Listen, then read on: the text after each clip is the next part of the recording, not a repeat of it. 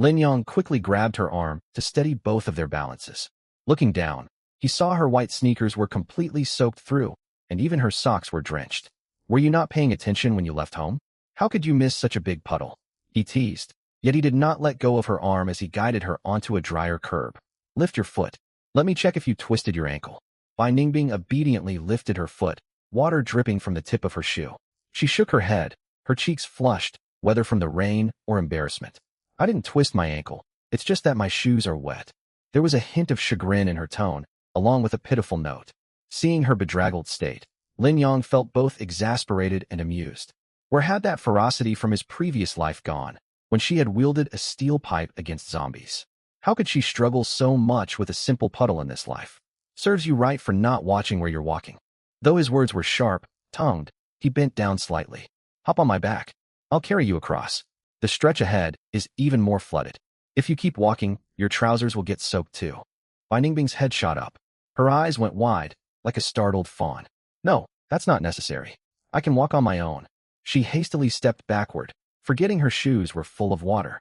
Her foot came down with a squelch, and she nearly slipped again. Lin Yong reached out and caught her. Don't be stubborn. If we drag our feet, we'll both end up soaked to the bone. It's only a few steps. I'll set you down once we reach the building entrance. He turned his back to her and squatted. His back was broad and solid. His shirt was damp in places, clinging to his shoulder blades and outlining sharp lines. Bai Ningbing stood behind him, twisting the hem of her skirt between her fingers, torn with indecision. The rain kept pouring, pounding loudly against the surface of the umbrella. She bit her lower lip and carefully climbed onto his back. Her arms looped gently around his neck. Her whole body was tense, and she even lightened her breathing, afraid to brush against him. Her soft body pressed against him, carrying a faint citrus scent mixed with the dampness of rainwater. Lin Yang's heart skipped a beat. He quickly pushed distracting thoughts aside and stood up to walk forward. Hold on tight.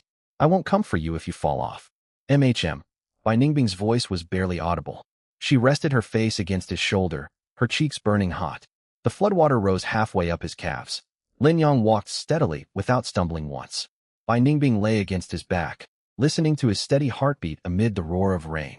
Her own heart thundered in her chest. She stole a glance upward, catching sight of the line of his jaw and the faint pink tint on the tip of his ear. So he got flustered too. She could not help but curve her lips into a smile, then quickly buried her face again, pretending to stare at the ground. Those mere dozens of meters felt like an eternity. When they reached the entrance of Building 12, Lin Yong squatted down and set her free. Both of them were a little out of breath, one from physical exertion, the other from nervousness. Once steady on her feet, Bai Ningbing pulled her hands away and stepped back half a pace, staring at the ground. Thank you, Lin Yong. I appreciate your trouble. Water kept dripping from her shoes, squelching with every step. She looked comical yet endearing. It's nothing. Lin Yong straightened up and shook his arms. Go upstairs quickly and change into dry clothes. Don't catch a cold. And remember what I said about stockpiling supplies. Don't take it lightly. I got it. Bai Ningbing nodded. She darted a quick glance at him before dropping her gaze again. Well, I'm heading up. You should hurry back and change too. Your shoulder is all wet. Bai Ningbing turned toward the elevator. After a couple of steps, she paused as if remembering something. Lin Yong thought she had left something behind and was about to ask when she hurried into the elevator. As she pressed her floor button, she waved at him, her eyes crinkling into crescent moons. Lin Yong waved back. He watched the elevator doors slide shut before turning to head home. He had barely stepped out of the building when a fierce gust of wind swept over. His umbrella suffered the same fate, flipping inside, out with a crash. Icy rain poured straight down onto his head. Lin Yong. Was this rain specifically out to get him? He stumbled forward, clutching the broken umbrella, inwardly grumbling. Useless piece of junk. He would toss it into his spatial storage as scrap metal once he got home. By the time he ran back to the entrance of Building 15, most of his clothes were soaked. Water dripped from his hair. He looked as though he had just been fished out of a body of water. He had just pulled out his keys when the elevator chimed with a ding. He looked up and saw Bai Ningbing step out, holding a dry towel in her arms. It seemed she had run down to bring it to him. Their eyes met. Seeing his thoroughly soaked appearance, Bai Ningbing could not hold back and burst out laughing. Her eyes curved into crescents, revealing two faint dimples. She was as sweet as candy. Lin Yong, total social death moment. He scratched his wet hair, feeling awkward. The wind was too strong. My umbrella flipped inside out again. Bai Ningbing stifled her laughter and walked over to hand him the towel, amusement still lacing her voice. Dry yourself off. Don't get sick. Her fingertips brushed against his hand, warm and soft.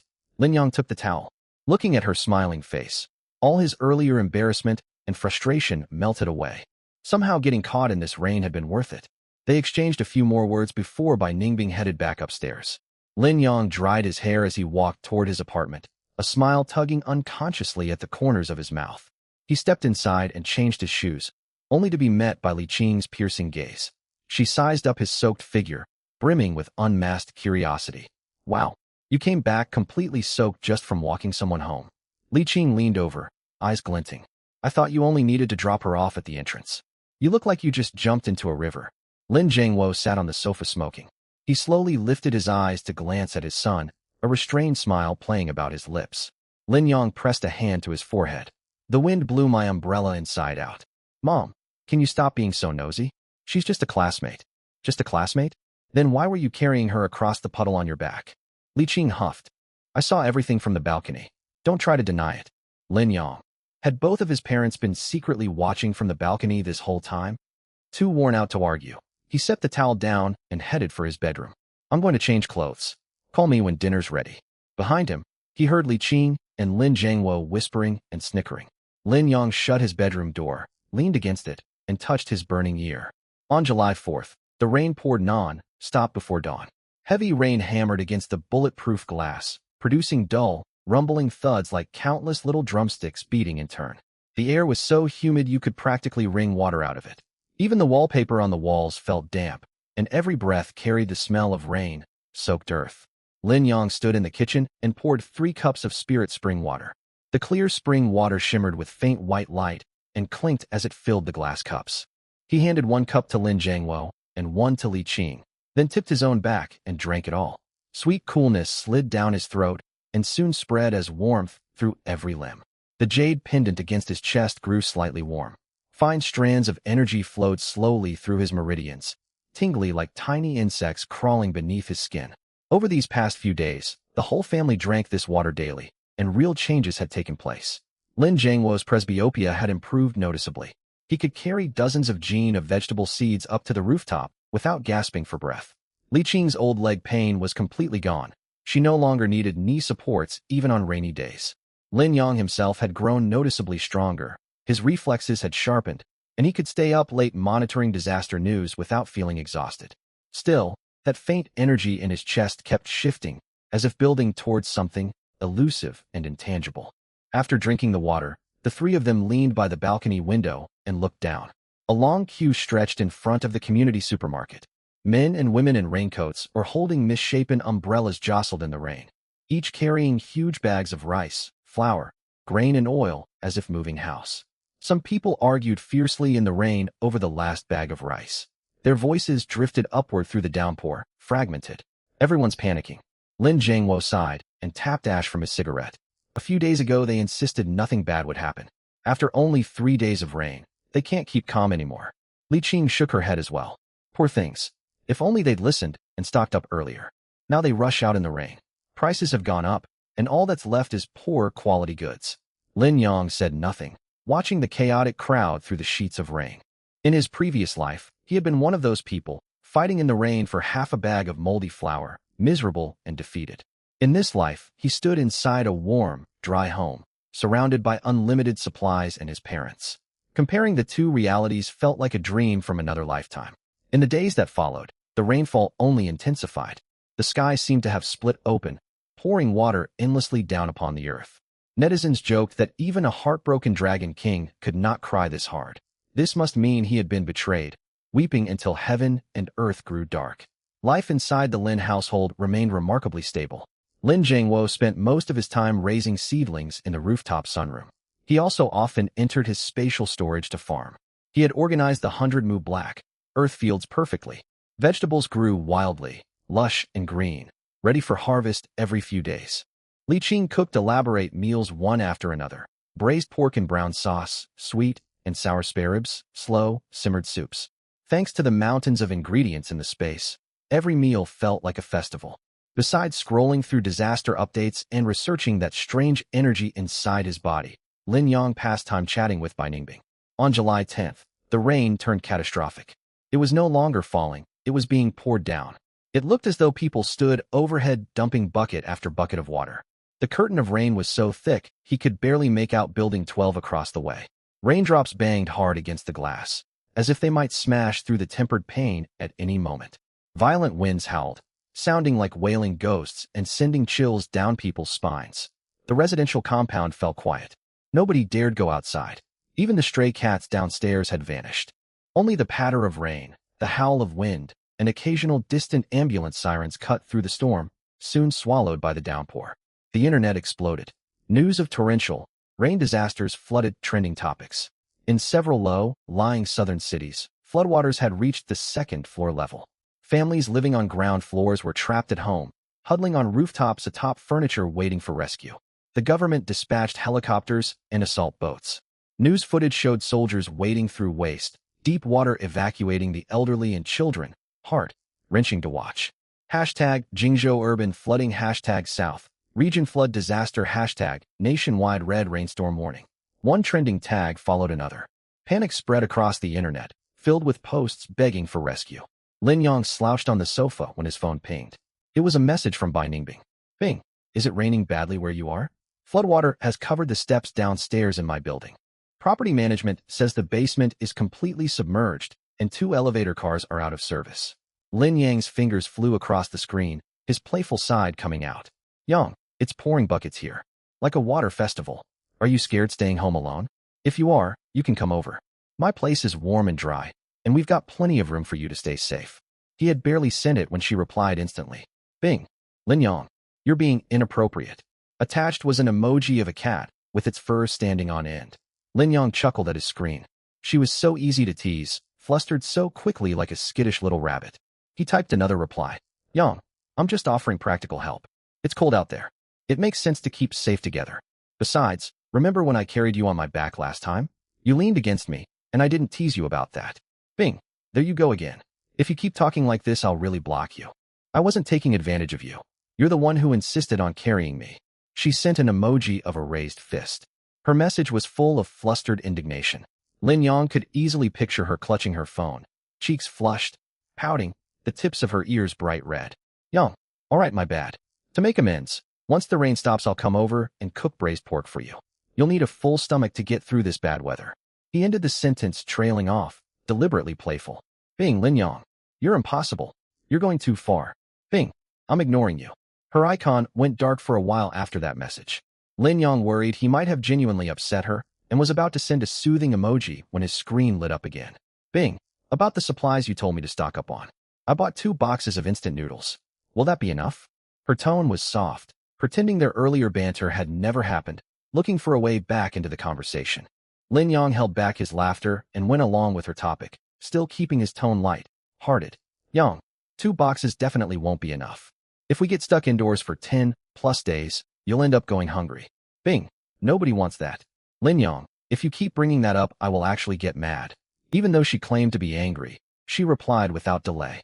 They chatted back and forth, talking about the weather, snacks they had stockpiled, home, cooked food, and online jokes. Lin Yang kept dropping light-hearted teasing remarks that left Bai Ningbing flustered, yet she never truly grew angry and always kept the conversation going. Mid-chat, Li Qing walked over carrying a plate of fresh strawberries. Noticing him smiling foolishly at his phone, she leaned in, overflowing with curiosity. Chatting with that Bai girl? Lin Yang quickly turned off his phone screen and feigned composure. Yeah, asking about the flood conditions at her place. Oh, so you're checking on her. Li Qing raised her eyebrows and set the strawberries down on the coffee table. I think you're just teasing her on purpose. Don't go too far and scare her off, or I'll hold you responsible. I won't. Lin Yang picked up a strawberry and bit into it. She doesn't mind it. Though he sounded confident, his fingers brushed lightly over the edge of his phone. He did not mean to cross lines. It was simply fun seeing her flustered reactions. The gloomy rainy days felt a little brighter because of their back and forth bickering. Outside the window, rain kept pouring endlessly. The sky darkened as though it were midnight. Warm yellow light filled the living room. Lin Zhangwo tended to his vegetable seedlings out on the balcony. Li Qing sat nearby sorting vegetables, muttering about what soup to make for dinner. His phone lit up once more. Bai Ningbing sent a photo of lopsided homemade cookies, with the caption, I'm ignoring you. I'm eating cookies. A sassy little emoji followed the text. A soft smile spread across Lin Yang's face. The rainstorm raged on, and the disaster kept worsening. The city sat submerged in floodwater, countless people waiting for rescue. Yet he felt calm inside. His family was safe beside him, supplies were abundant, and there was someone to banter with across the pouring rain. Even if the sky fell, it did not feel so terrifying. He tapped out a reply. Those cookies look pretty rough. Next time I'll bring ingredients over and show you how it's done. I'd also like to try your baking. After sending the message, he tossed his phone aside and headed toward the kitchen to help Li Qing sort vegetables. The rain kept falling, and life went on. At a little past 2 in the middle of the night, Lin Yang was half asleep when everything suddenly went quiet. The hum of the air conditioner stopped. The low drone of the refrigerator in the living room cut off. Only the roar of rain outside remained, shockingly loud against the windows. He jolted awake. Pitch black darkness filled the room. He could not see his own hand in front of his face. The power was out. Lin Yang sat up in the dark. As soon as his feet touched the floor, his bedroom door creaked open. Yang, is your place without power too? It was Lin Zhengwo, his voice rough with sleep. Yeah, it's completely out. A lighter clicked. Orange flame flickered to life, illuminating half of Lin Zhengwo's face. He held a short candle, hot wax dripping down its sides, casting warm yellow light through the darkness. Li Qing stepped out wrapped in a coat, clutching a power bank, her brows drawn tight. Why would the power cut out all of a sudden? Could the transformer have gotten flooded? Most likely. Lin Yang walked over to the window and pulled back the curtain. Outside lay pitch black darkness. Where the city once glowed with lights, only scattered red emergency lights flickered through the rain mist. Ghostly and faint, distant shouts and cries drifted through the rain, muffled yet impossible to ignore, weighing heavy on the heart. The air was thick and damp, carrying the earthy smell of rain, washed walls. Every breath felt cool against his skin. Lin Yang picked up his phone. It still had 42% battery. The 4G signal was spotty. It took ages to load any messages. The residential group chat had blown up. The message counter stuck at 99 plus. Is anyone from property management here? When will power be restored? My kid has a fever. Help. Water is flooding the 3rd floor.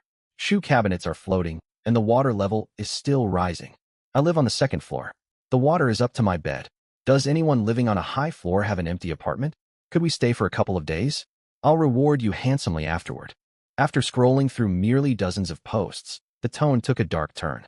Some claimed the long, vacant unit on the 8th floor had been broken into, its lock bashed out of shape.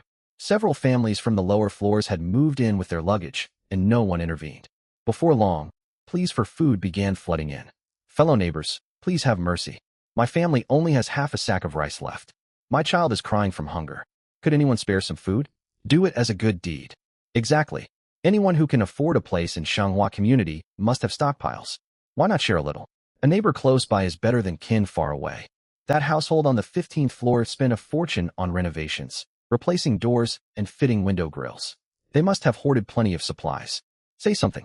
Don't hide away. Their words reeked of blatant moral coercion. Lin Yang let out a snort and kept scrolling, choosing to ignore them. Why should he hand over supplies he had paid for with his own money? Did they think shouting about good deeds would fill their bellies? Leaving the residential group chat, he opened social media, where the situation looked even grimmer. In the low-lying old town, floodwater had risen as high as the 10th floor. People had climbed onto rooftops, waving bed sheets and clothing to signal for rescue. Rescue helicopters worked until they were on the verge of breaking down, yet they could not reach everyone. Many survivors had been trapped for days without food or clean water, surviving only on rainwater. The comment section was chaotic. Half the posts were desperate cries for help. The other half were filled with bitter envy. Those living in hill-top complexes and luxury high-rises must be stuffed full of supplies. Why do we sit submerged in floodwater while they live comfortably up above? Everyone stockpiling more food for 3 people should hand their reserves over for equal distribution. Special privileges have no place at a time like this. People once joked about shared prosperity, but now it seemed they really wanted to redistribute the wealth of the better off. Lin Yang read these remarks with dry amusement. So shared prosperity meant taking what belonged to him. If they wanted resources so badly, why not swim over and get them themselves? It was easy to type demands behind a screen. He slipped his phone into his pocket and put it away. He had seen enough of human nature in his past life. In desperate times, people could be extraordinarily kind or unspeakably cruel. The candle flame flickered, filling the room with a mix of wax fumes and dampness. Lin Jiangwo sat on the sofa smoking. The glowing tip of his cigarette flickered in the dim light, his brows knitted tight. Things will descend into chaos soon. Indeed, Li Qing sighed, glancing toward the window. The people downstairs look wretched, but we, wretched as they are, we cannot open the door. Lin Yang cut in, his voice steady. Mother, a cup of rice earns gratitude. A sack breeds resentment. Give them one bowl of grain today, and tomorrow they will demand an entire sack of flour. If you give them less than they want, they will grow to hate you. He walked over and tapped the heavy blast-proof front door. We are on the 15th floor. This door can withstand even gunfire. They cannot force their way in. But once we make even one concession, they will keep coming without end. Lin Jiangwo nodded in agreement. Your son is right. To give in to pity now would endanger our whole family. Li Qing fell silent. She understood the logic, yet faint cries drifting up from below weighed heavily on her heart. None of them slept soundly through the late night. Footsteps, the scraping of luggage, and children's sobs echoed through the stairwell, amplified by the patter of rain. Residents from lower floors were climbing upward. Landings on the 4th and 5th floors were packed with people, spread out on thin mats and huddled under damp quilts. No one dared knock on private doors.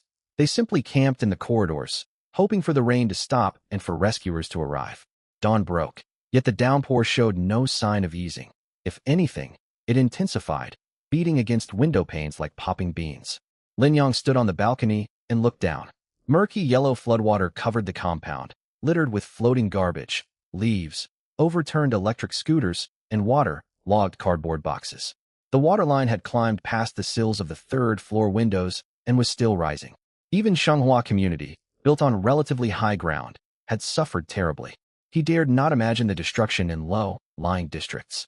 Several residents wrapped in tattered quilts squatted by the 4th-floor landing windows, calling upward. Neighbors upstairs, is there any vacant room?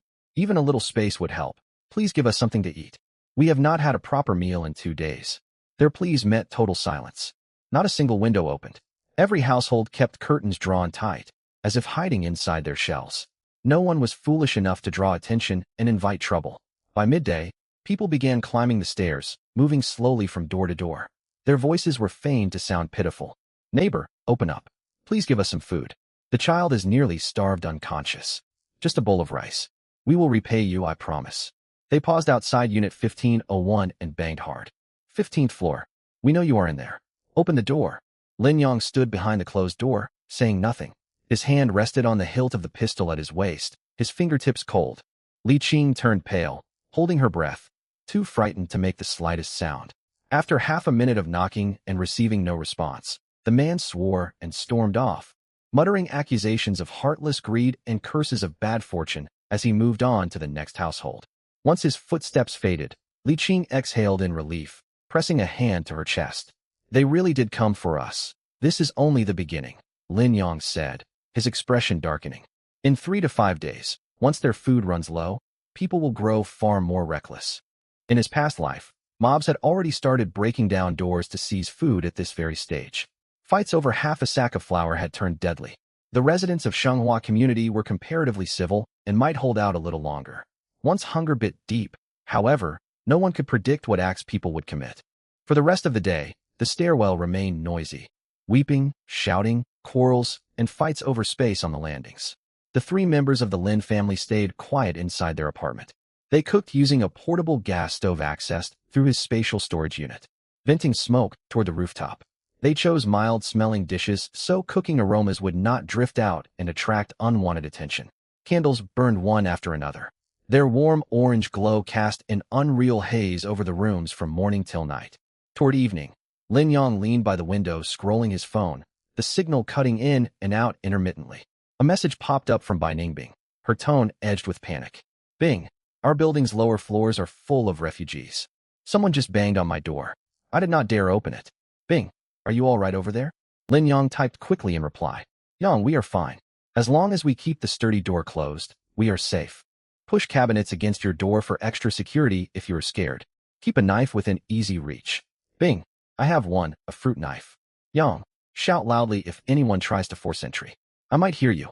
Send me messages if things turn bad, and I will come. There was a short pause after he sent the text. Bing, do not come. It is far too dangerous for you. Her words betrayed genuine concern. Lin Yang stared at the screen, and a faint smile tugged at his lips. Even terrified herself, the girl still worried about his safety. Night fell completely outside. The rain poured on without end. Weeping and commotion in the corridors died down as people grew exhausted and weak from hunger. Candlelight flickered, stretching and shrinking the shadows of the three people across the walls. Lin Yang pressed a hand over his chest. A warm energy swelled inside him, like carrying a small sun, straining to break free of its restraints. He knew the power outage was merely the start. It was 8 o'clock at night. Only one thick candle lit the living room. Its orange flame swayed, casting long shadows on the wall. A plate of spiced beef and cold cucumber salad sat on the table as the three ate by candlelight. Suddenly the phone on the coffee table began vibrating violently, its shrill video call ringtone shattering the hush. The screen flashed by Ningbing's contact name. Lin Yang's heart jolted. He grabbed the phone and answered immediately. The camera shook violently. Bai Ningbing huddled in the corner behind her front door, her face deathly pale. Tears glistened on her eyelashes, and she spoke in a trembling, stifled sob. Lin Yang, people are ramming my door. It keeps thudding. I am so scared. Heavy thuds echoed in the background, mixed with an elderly woman's shrill voice that cut clearly even through the solid wood. Lin Yang shot to his feet, the piece of spiced beef slipping from his hand onto the plate. Do not panic. Twist the deadbolt shut. Block the doorway with sofas and cabinets, and stay clear of the door. He spoke rapidly. I am coming right now. I will be there in 5 minutes. Do you understand? Bai Ningbing nodded hard. Tears streamed down her cheeks, yet she bit her lip to muffle her crying. He hung up and strode toward the entryway to grab his compound bow and quiver of arrows from the wall. Li Qing hurried after him and seized his arm, her face drained of color. Have you lost your mind? Floodwater fills the outside, and the corridors are overrun with desperate strangers. Going out there is deadly. Lin Jiangwo frowned and tapped the table. Recklessness will get you killed. The police are swamped with disaster relief. They cannot respond to individual disturbances. Lin Yang slung the quiver over one shoulder and secured a Tang style blade at his waist. He glanced back at his parents. Do you want me to be able to look after someone important to me? His words silenced them. Li Qing's grip loosened. Then she slapped his arm, torn between anger and anxiety. You foolish boy. Please stay safe. Run if you are outmatched. Do not fight recklessly. Lin Jiangwo fetched a high power flashlight and pressed it into his hand. Take this for light. Shout if you need help. Your mother and I will find a way to back you up. I will be careful. Lin Yang picked up a foldable inflatable boat, pulled open the front door, and stepped out. Motion sensor lights in the stairwell had long failed. Dim candlelight seeped out through narrow cracks in apartment doors, casting distorted shadows across concrete steps. The landings on the 3rd and 4th floors were crowded with displaced residents lying everywhere on mats and damp blankets. All heads turned toward him at the sound of footsteps. When they saw him carrying an inflatable boat and armed with a bow, their expressions shifted: envy, surprise, and several hunger-stricken men rose unsteadily to their feet. Brother, are you heading downstairs? Can you take us along? We will pay. Sir, my child has a fever. Could you take us toward the property office? Lin Yang kept walking forward, his face cold. No, short and final. Dissatisfaction showed on their faces, yet none dared block his way. Anyone who ventured out armed was clearly not someone to provoke. They watched him descend, eyes burning with envy and resentment, like starved wolves staring at meat. Floodwater in the ground floor lobby reached knee-deep. Murky, silt-laden sewage carried floating plastic bags, rotting vegetable scraps, and overturned shared bicycles. A foul stench hung thick in the air. Rain continued to pour hard, sending sprays of water across the surface and shrouding everything in mist. Not far away, a bloated body floated face down on the current.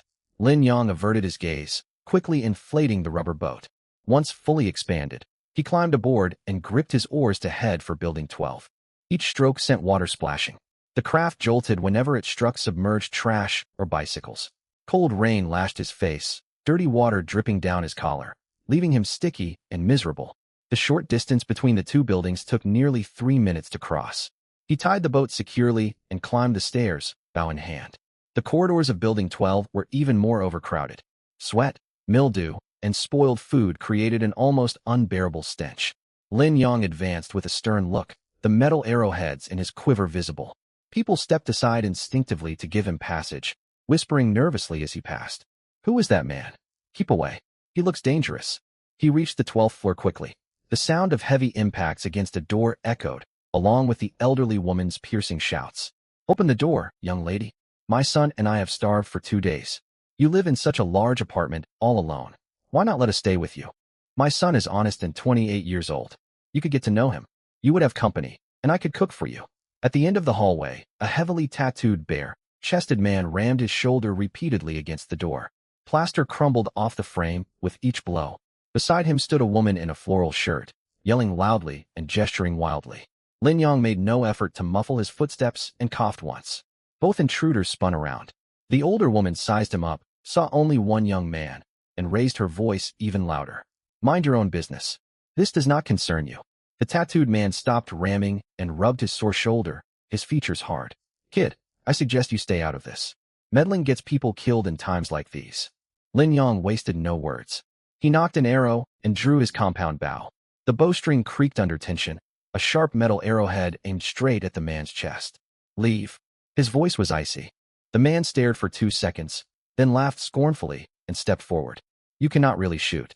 We still live under the rule of law." Whoosh. The arrow sliced through the air and pierced his right arm. Blood gushed forth, splattering across the wall. "Ah!" The man screamed and stumbled backward, collapsing to the ground, clutching his wound, his face drained of color. The elderly woman shrieked and threw herself onto the floor, beating her thighs and wailing. "Murder! Someone is attacking innocent people. Where is justice?" Her screams carried over the rain. Lin Yong knocked a second arrow, this one aimed at the man's left leg. "Scream again, and the next shot will not hit your arm." His tone remained flat and unemotional, yet it carried unmistakable menace. They could tell he meant exactly what he said. The tattooed man winced in pain and met Lin Yang's gaze. Fear surged through him. This young man truly would not hesitate to hurt them. He dared not threaten further. Grunting, he dragged the screaming woman to her feet. "Let's go. We are unlucky." But I have not finished shouting. She stumbled along, throwing venomous glares back over her shoulder as they retreated. Doors along the corridor fell silent. Every peeking face vanished behind closed doorways. No one dared provoke the archer. Lin Yong lowered his bow and walked to Unit 1201. He knocked gently, softening his tone. "Ningbing, it is me. The danger is gone. You can open the door." The scraping sound of heavy furniture being shifted came from inside. After more than 10 seconds, the door cracked open. Bai Ningbing stood there with red, tear-swollen eyes, her hair disheveled. She still gripped her fruit knife so tightly her knuckles whitened. When she saw Lin Yong, fresh tears spilled down her cheeks. She bit her lip hard to hold back loud sobs. Lin Yang's heart ached at the sight of her distress. He stepped inside and closed the door behind him. The moment the latch clicked shut, the tension she had held for days snapped. The fruit knife clattered onto the tile floor. She staggered forward and buried her face against his chest. Suppressed tears burst free. Her shoulders shook violently as she wept quietly, like a wounded kitten. Lin Yong froze briefly, then lifted a hand and patted her back gently. His shirt grew damp against her tears. He could feel her whole body trembling as she clutched firmly onto his clothing. "It is all over," he murmured in a low, soothing voice. "I am here. No one will bother you again." Bai Ningbing said nothing, only clung tighter. Ever since the catastrophic rains began, she had endured alone. Blackouts, rising floodwaters, strangers assaulting her door, and those humiliating shouts from the hallway. All her fear had built up until tonight. Only when she heard the arrow whistle and saw Lin Yong standing in the corridor did her frayed nerves finally settle. After several minutes, her sobs subsided. She realized she was pressed against him and flushed deeply. She stepped back hastily, wiping tears away with shaking hands. Her eyes remained red and glistening. I am sorry, I soaked your shirt," she mumbled, her voice thick from crying. "It is nothing." Lin Yong handed her tissues and got straight to the point. "Staying here alone is far too risky. Today they only rammed your door. Once food supplies run lower, people will grow even more desperate." He looked at her swollen eyes and spoke earnestly. "Come stay with my family on the 15th floor. Our blast-proof door and higher elevation offer safety. My parents are there as well." Bai Ningbing lifted her head in surprise, tears still glistening on her cheeks. "Go to your place?" She twisted the hem of her clothing nervously, her cheeks flushing pink. "Would I not be imposing on your mother and father?" "Not at all." Lin Yong raised an eyebrow lightly. "My mother has long hoped to meet you. She even says..." "Says what?" "She says she thinks highly of you and would be glad to have you around." Bai Ningbing's face burned bright red all the way to her ears. She hung her head. "You are teasing me again." Though she chided him, She did not step backward. After a moment's hesitation, she nodded faintly, barely audible. Very well. Please give my regards to your parents. You have nothing to worry about. Lin Yang smiled. Pack only what matters. Move quickly. Bai Ningbing nodded and retreated to her bedroom, closing the door softly behind her. Lin Yang was left alone in the living room. He glanced about. Leather sofas, a large television, a double-door refrigerator, fine wines displayed in a cabinet. All valuable possessions. A flicker of hesitation crossed his mind. His spatial storage was his most critical secret. Revealing it to another person would lay bare his greatest advantage. Yet memories of his past life surfaced unbidden. Scenes outside looted supermarket storage rooms, Bai Ningbing wielding a steel pipe against raiders. The quiet, resolute look she had given him in those final moments. She had risked everything for him. This secret felt trivial by comparison. He calmed his misgivings and concentrated. With a sweep of his gaze, the sofa, coffee table, and television vanished one by one. The refrigerator with its contents, the wine cabinet with all its bottles, and even decorative wall art disappeared. In mere seconds, the large living room stood completely bare, as if never furnished. He also cleared out the kitchen, taking pots, pans, rice, flour, and cooking oil. Every resource counted in the end times. Nothing ought to go to waste in an empty apartment. The bedroom door creaked open. Bai Ningbing dragged a small suitcase and slung a backpack over her shoulder. She stepped outside, ready to say, "I'm all packed," but the words died in her throat. She froze where she stood, her eyes widening as she stared at the empty living room, completely dumbfounded. The suitcase handle slipped from her grasp and crashed heavily onto her foot, yet she barely noticed. Where was the living room? Where was the sofa she had sat on that morning? What about the half-eaten plate of strawberry biscuits? Bai Ningbing's mind went blank. Countless thoughts raced chaotically through her head. Burglary. Impossible. The door had been locked from inside, and Lin Yang had been outside the whole time. Had Lin Yang done this? How? A spatial superpower? No, that only happened in novels. How could such a thing exist in real life? Wait, he had urged her to stockpile supplies out of the blue and warned her about strange weather. Had he known disaster would strike all along? Could he also be a reincarnated person? Or was he bound to some doomsday system? In mere seconds, her brain ran through the full plot outline of an entire doomsday novel. Scenes even flashed before her eyes, them farming fish inside a storage space, fighting monsters, and growing stronger together. Lin Yang watched her stunned expression, her round, wide eyes making her look like a confused hamster, and found himself fighting back a smile. He walked over and gently closed his hand around her cool fingertips. Bai Ningbing snapped back to reality. She lifted her head to look at him, shock and bewilderment still shining in her eyes. Lin Yang said nothing. His free hand rested lightly on the suitcase beside her feet. He focused his mind. In an instant, the black suitcase vanished without a trace. Not even the faint roll of wheels lingered in the air. Bai Ningbing. She gasped sharply and clamped a hand over her mouth to stifle a cry. It was real. A genuine spatial storage ability. I'll explain everything later. Lin Yang gave her hand a firm squeeze, his voice steady. We need to head to my place first. It isn't safe staying here. He led her toward the bedroom and pushed open the door, tilting his chin toward the room. Her gaze swept across the double bed, large wardrobe, dressing table, and writing desk. One piece of furniture, then a second, a third. Large furnishings vanished as though pulled away by invisible hands. Even the mattress and pillows disappeared completely. Bai Ningbing stood in the doorway, her mouth hanging slightly open, unable to close it for a long time. So every wild theory she had imagined was actually true. Fiction had become reality. Let's go. Lin Yang ruffled her hair and stored her backpack as well. If we delay, neighbors will start gathering out of curiosity. Bai Ningbing nodded dazedly and let him lead her out into the stairwell. Candlelight cast wavering, twisted shadows along the corridor. Neighbors who had been peeking through door cracks to watch the commotion stuck their heads out. They saw Lin Yang walking out hand in hand with Bai Ningbing, both of them carrying absolutely nothing. Everyone stared in confusion. Isn't that the girl from flat 1201? How is she leaving without any luggage? Where did all her belongings go? Did that group of intruders rob the place clean? Robbed? Don't you see the man with her? She's probably going to stay with him. Life's easier when you're good looking and have someone to protect you. Whispers drifted over, mixed with envy, bitter jealousy, and mostly fear. Everyone still remembered how he had wounded one attacker with an arrow. No one dared step forward to speak, merely watching cautiously from doorways. Lin Yang wore a blank expression. He kept Bai Ningbing safely on his inner side as they descended the stairs with steady steps. When they reached the ground floor, Murky floodwater rose above their knees. Garbage and foam floated on the surface, and a foul stench hung heavy in the air. Lin Yong pulled over the inflatable boat, helped by Ningbing sit down first, then climbed aboard himself. He gripped the oars and rowed toward Building 15. Rain continued pouring down, hammering the water and sending tiny droplets flying. Seated at the stern, Bai Ningbing watched Lin Yang's broad back as he pulled the oars. Her thoughts were tangled, yet she felt an odd sense of security. As long as she stayed with him, it felt as if she could endure anything. Minutes later, the boat halted at the entrance of Building 15. Lin Yang jumped down first and held out a hand for her. "Be careful. The steps are slippery." Bai Ningbing placed her hand in his. Their fingertips touched, warm against one another. They climbed up to the 15th floor. The door to flat 1501 stood slightly ajar, warm yellow candlelight spilling out. The door swung open just as they approached. Li Qing stood there. Upon seeing Bai Ningbing, she smiled warmly.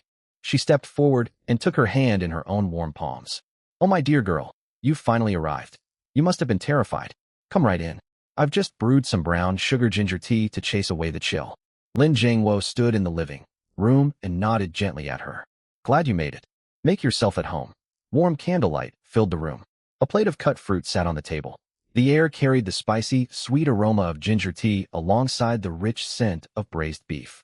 This space felt like an entirely different world compared to the cold, damp outside where cries and suffering echoed non-stop. Bai Ningbing looked at the welcoming older couple, then glanced back toward Lin Yang leaning against the doorframe, who raised his brows and smiled at her. Her eyes stung unexpectedly. Li Qing guided Bai Ningbing to sit comfortably on the sofa, worried she might catch cold. She quickly brought over a steaming mug infused with red dates and goji berries, its sweet fragrance filling the air. "Drink something hot to warm yourself. The temperature has turned terribly strange with this rain. Don't fall ill." She pressed the cup into Bai Ningbing's hands and added, "Sip slowly.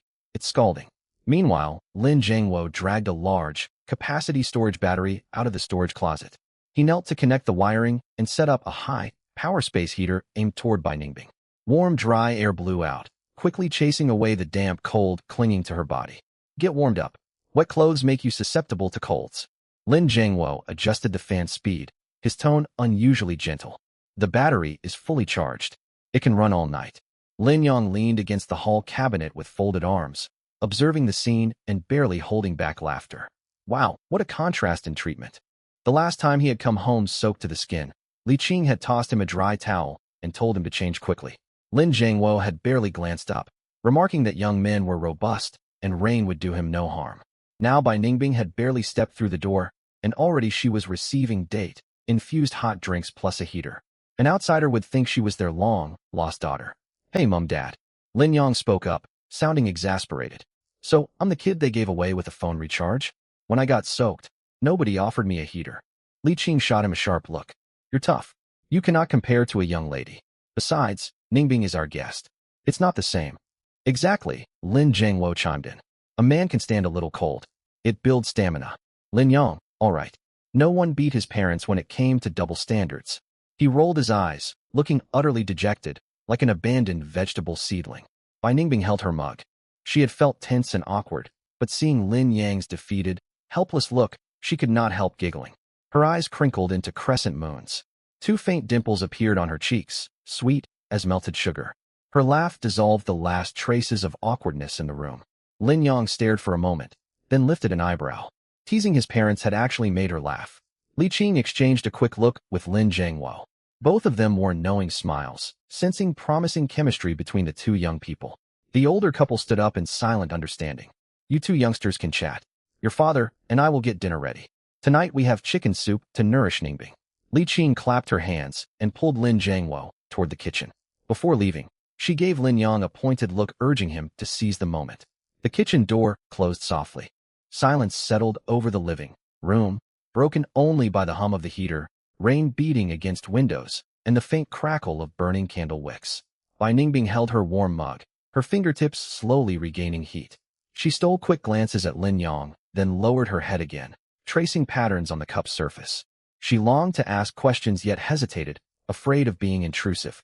Images kept replaying in her mind. Furniture vanishing out of thin air back at her apartment, the suitcase disappearing, Lin Yang removing objects with just a thought. It had not been magic or an illusion. He truly could make things disappear. Lin Yang sat on the single sofa opposite her and noticed every flicker of conflict across her face. Ever since entering the flat, she would peek at him, open her mouth, and hold back her words, as if a restless rabbit was trapped inside her chest. He leaned back against the sofa and spoke frankly. Just ask whatever is on your mind. Don't bottle it up. You look like you're about to get frown lines. Caught red-handed, Bai Ningbing blushed slightly and lifted her head shyly. After a brief pause, she spoke softly, tentative. Earlier, all my belongings in my suitcase. Where did they go? Is it a spatial storage ability? She hurried to add, fearing she had overstepped. I'm just curious. You don't have to tell me if you don't want to. I swear I will never tell another soul. Her eyes widened anxiously, resembling a small creature afraid of being reprimanded. Lin Yang smiled and answered plainly. It is a spatial storage, passed down through our family from an antique jade pendant I've worn since childhood. It can store objects. Time stands still inside. Everything remains exactly as it was when placed within. Bai Ningbing's eyes lit up with wonder. She leaned forward slightly. Can you store literally anything? Even boats? She thought back to the cargo ships that had vanished at the harbor, the subject of fierce online debate. Back then she had found the rumors absurd, yet now everything clicked into place. Could it really have been him? Lin Yang raised an eyebrow, neither confirming nor denying. If its size fits inside, yes. He leaned forward slightly, his tone turning serious. Only you and my parents know about this. Do not speak of it to anyone else. When the world is ending, the fewer people know your greatest advantage, the safer you are. I understand. Bai Ningbing nodded rapidly with complete sincerity. I will keep it locked deep inside me. She pressed her hands over her mouth to emphasize her promise, looking utterly earnest. Lin Yang smiled, watching her sincere manner. Revealing his spatial power was a huge risk, yet he felt little wariness toward Bai Ningbing. In his past life, she had risked her own life to save him. In this new life, trusting her was the least he could offer. The heater continued blowing warm air. Orange candlelight bathed the living room. The drumming of rain outside felt distant. The cold and terror seemed far away. Bai Ningbing sipped her red date tea. Sweet warmth traveled down her throat and spread through her chest. She secretly observed Lin Yang's profile across from her. Candlelight softened his sharp features. She had thought him different back in university. Despite his easy-going, playful outward manner, he was far more reliable than most people. Now that truth shone even clearer. He possessed secrets, extraordinary capabilities, and he chose to shield her. Amid this chaotic apocalypse, staying by his side made her feel safe. Chopping sounds drifted out of the kitchen. Li Qing and Lin Zhengwo's quiet laughter could be heard. Bai Ningbing squeezed her mug a little tighter. This unfamiliar household felt more comforting than the flat where she had lived for years. Knives clinked against cutting boards in the kitchen. The rich, bubbling aroma of simmering chicken soup seeped through the cracks of the door. Warm air from the heater stirred the strands of hair falling across Bai Ningbing's forehead. She sipped from her mug, faint pink color lingering on her cheeks. Every so often she stole glances at Lin Yang, then quickly looked down again, harboring quiet thoughts. Lin Yang sat against the sofa, one arm draped over the backrest. Seeing her cautious demeanor, his playful side surfaced. Still thinking about the storage space? He arched an eyebrow. How about I grant you access? You would be able to retrieve whatever you need whenever you like. Bai Ningbing's mug wobbled in her hands, nearly spilling its contents. She lifted her head abruptly, cheeks flushing bright red. She shot him a reproachful glance. Don't tease me like that. No teasing intended. Lin Yang leaned forward slightly with amusement in his voice. Since you are staying here and sharing our food and supplies, you will need to contribute somehow. Lin Yang, half flustered, half annoyed, she threw a cushion toward him. If you keep joking like this, I won't talk to you anymore. The soft cushion hit his arm with barely more force than a tickle. Lin Yang caught it, shoulders shaking with quiet laughter. Teasing her was endlessly fun. She would flare up, yet never truly stay angry, remaining gentle all the while. Their light-hearted banter was interrupted as the kitchen door opened. Dinner's ready. Li Qing carried out a large pot of steaming chicken soup. Its delicious scent flooded the whole room. Lin Zhengwo followed behind, carrying plates of braised pork, stir, fried greens, and cold cucumber salad. For dishes plus soup filled the dining table. Candles sat at the table's corner. Golden light glinted off the food, making everything look incredibly appetizing. Sit here, Ningbing. Li Qing pulled Bai Ningbing to sit beside her and handed over chopsticks, immediately piling food onto her bowl. Try this chicken soup. It has simmered for nearly an hour to restore your strength. And this braised pork, tender and not greasy. Before long, her bowl held a mountain of chicken, pork, and vegetables. Lin Jiangwo added a piece of tender stewed ribs to her bowl. Eat well. You've been through a fright today. Help yourself. Do not stand on ceremony. Lin Yong sat across the table and picked up his chopsticks, watching his parents heap serving after serving onto Bai Ningbing's plate. He spoke in mock grievance. I remember when I had a fever, Mom only made me plain congee, saying light food was good for recovery. Why is Ningbing getting chicken soup and braised pork? You cannot compare yourself to her. Li Qing replied without looking up, adding another piece of chicken to Bai Ningbing's bowl. You are tough. Plain congee was more than enough for you. A grown man does not need rich food, Lin Jiangwo added. Simple rice and vegetables are sufficient. They both shot him identical unimpressed glares, perfectly in sync after decades of marriage. Lin Yong. So he really was the unwanted child from a promotional phone deal, the cheapest here available. He took a mouthful of rice, looking thoroughly defeated. Got it. I'm just the afterthought of the family. Bai Ningbing burst into laughter, barely stopping herself from spitting out her soup. She covered her mouth, shoulders shaking, eyes curved into bright crescents. She looked up and met Lin Yang's gaze. His eyes sparkled with playful grievance, and he quickly winked at her. Heat returned to Bai Ningbing's cheeks. She ducked her head and ate her rice, rolling her eyes faintly. Even food could not shut him up. Halfway through the meal, Li Qing set down her chopsticks and spoke gently to Bai Ningbing. You can stay here for as long as you need. We have prepared a room for you, with fresh bed linen dried and scented. Yes, make yourself completely at home, Lin Jiangwo agreed. Tell us if you lack anything. He turned toward Lin Yong, his expression turning stern. Don't give this young lady a hard time. Watch your tongue. If you upset her, you will answer to me. All right. Lin Yong held both hands up in surrender. I wouldn't dare. She's more likely to give me a hard time. Bai Ningbing quickly shook her head. That isn't true. Lin Yong is actually very kind. Realizing she was defending him, her face flushed, and she busied herself sipping soup. Li Qing exchanged another look with Lin Jiangwo, both holding back amused smiles. When dinner finished, Bai Ningbing stood up to collect the bowls and plates. Let me wash up for you. No, dear, don't. Li Qing stopped her at once. Guests should not do housework. She turned toward Lin Yong, glared, and lightly kicked the leg of his chair. What are you sitting around for? Show some initiative. Go wash the dishes and let Ningbing rest. Lin Yong.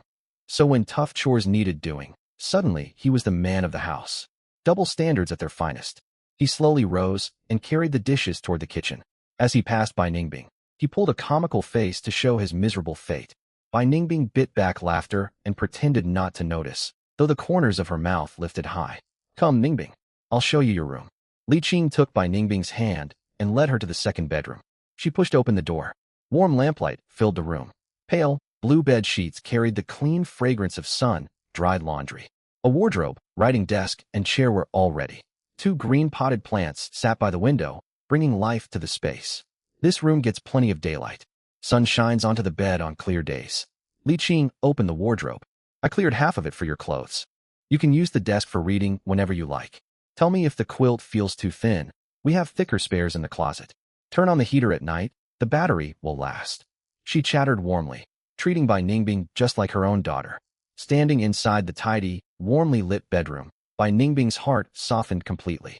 Her parents worked away from home most of her life. For years she had lived alone in a large quiet flat.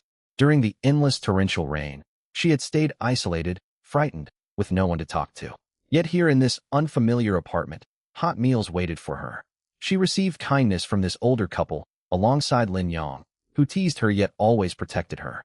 Outside the windows, rain poured endlessly, bringing chaos and fear. Inside, light and warmth surrounded her, filled with the warmth of human connection. It truly felt like home. She took a quiet breath and whispered, "Thank you, Aunt Li. I appreciate all the trouble you've gone to." "Silly child, don't talk like that." Li Qing patted her hand. "This is your home now." Bai Ningbing nodded firmly, her eyes glistening. From the kitchen came running tap water and Lin Yang's off-key humming, tuneless yet full of lively energy. She walked over to the window and gazed out into the rain-veiled darkness.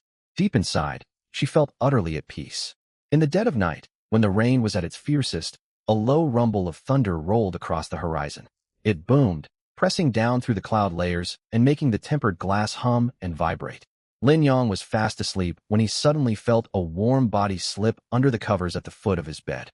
The soft figure carried a faint chill from the night dew, along with the familiar jasmine scent from Bai Ningbing's body wash.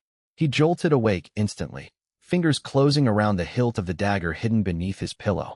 Yet the fragrance drifting to his nose made his tensed muscles slowly relax.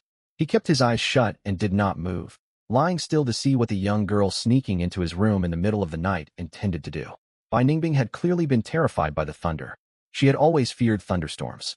Her parents were away from home most of the time, and the break, in the previous night, had already left her shaken. This clap of thunder had woken her with a start.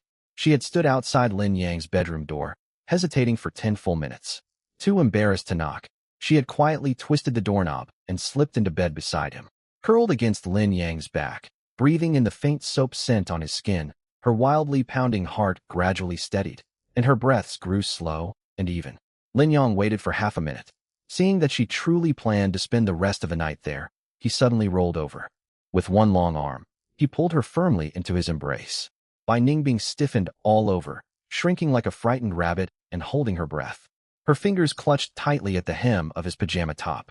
Sneaking into my bed in the middle of the night, Lin Yang murmured close to her ear, his voice husky and thick with sleep. Warm breath fanned across her earlobe. A lamb wandering right beside a wolf. Do you realize that? Bai Ningbing bit her lip and said nothing. The tips of her ears burned hot. Her expression was hidden in the darkness, but he felt her give a tiny nod, her hair brushing lightly against his chin. Lin Yang let out a low chuckle and drew her closer in his arms. Rain lashed against the windows outside, while beneath the blanket it was warm and snug. The late hours slipped slowly by, and even the rolling thunder sounded muffled and distant, no longer quite so frightening. The next morning, the sky remained overcast. The rain had eased to a steady drizzle. Damp air hung heavy, mixed with the faint smell of burning candle wax and porridge drifting out from the kitchen. Lin Zhangwo and Li Qing sat at the dining table, both with heavy dark circles beneath their eyes, looking like two giant pandas who had pulled an all-nighter. Their bowls of millet porridge sat untouched, growing cold. They kept glancing toward the bedroom, exchanging meaningful looks. Should we say something? Li Qing whispered, nudging Lin Zhangwo's arm. Leave the young folks be. Lin Zhangwo took a sip of porridge, unable to hide the amusement in his eyes. Though they were certainly noisy, I woke up in the middle of the night and couldn't get back to sleep. Just then, the main bedroom door creaked open. Lin Yang stepped out yawning and stretched widely. His hair was messy from sleep, but he looked thoroughly rested. Spotting his parents' exhausted eyes, he grinned and pulled out a chair. Dad, Mom, what have you two been up to? Sneaking out in the night to fight floods? Those dark circles make you look just like national treasures. We have you to thank for that. Li Qing shot him an exasperated glare and set a bowl of porridge down hard in front of him. How dare you laugh? We barely slept a wink, all because of you. Lin Zhangwo added dryly. Young people have plenty of energy, but try to keep it down. This house doesn't have great sound insulation, and we older folks sleep lightly. Lin Yang raised an eyebrow, ready to banter back, when he noticed the doorknob of the second bedroom twitch. The door cracked open. Bai Ningbing peeked out, her hair disheveled, cheeks flushed from sleep. She had changed into a clean long-sleeved shirt and had overheard Lin Zhangwo's remark. She froze on the spot, her face flushed bright crimson, spreading all the way down her neck, her earlobes burning. In the next instant, the door slammed shut with a dull thud, clicking as it locked. Even through the wood, they could hear her soft, mortified gasp. Li Qing burst out laughing and tapped Lin Yang on the arm. Look how flustered you've made her. Now she won't dare come out. How is this my fault? Lin Yang scratched his nose, unable to suppress his smile. Who knew you two had such sharp ears? Quit your cheek. Li Qing glared, then turned to the kitchen. She returned carrying a bowl of hot porridge and 2 steamed buns and pressed them into his hands. Take this into her. Comfort her and stop teasing her. Understood. Lin Yang took the tray and walked over to knock on the bedroom door. He drew out his tone playfully. Ningbing, open up. Breakfast delivery. If you don't open, I'll break the door down. I picked up a few tricks from that intruder last night. A muffled, soft voice came from inside, tinged with embarrassment. Go away. I'm not hungry. You have to eat. Lin Yang leaned against the doorframe, amused. Can't have you going hungry. Mom says she'll hold me responsible if you skip your meal. Who is going to be your anything? Lin Yang, you're shameless. Her voice rose, and he could hear the faint sound of stamping feet behind the door. Lin Yang chuckled. Outside, the drizzle continued to tap against the window panes. In the living room, Li Qing and Lin Zhangwo shared a smile. The house was warm, filled with the aroma of porridge, candle flames flickering gently. Outside lay a flooded, collapsing end of the world, yet within these walls, life hummed with simple, homely warmth. After knocking for a while and hearing no response, Lin Yong softened his tone. All right, I won't tease you anymore. I'll leave the food outside the door. Come get it soon before it turns cold. He deliberately made loud footsteps as he walked away, then hid around the corner to watch. Less than half a minute later, the door cracked open again. A pale hand darted out, snatched the tray inside, and the door slammed shut once more. Leaning against the wall, Lin Yong let out a quiet laugh. It was not until lunch had been cleared away that the second bedroom door creaked open again. Bai Ningbing stepped out slowly, moving unsteadily. Her cheeks were bright red, and she kept her head bowed, refusing to glance toward the dining table. Li Qing noticed at once and hurried over to support her arm, concern in her voice and amusement in her eyes. Careful now. Are your legs sore? Come sit down and rest. I'll pour you a glass of warm milk. I'm fine. Bai Ningbing's voice was barely audible, her head sinking even lower. Lin Yong sat on the sofa holding a water cup, trying hard not to laugh, his shoulders shaking.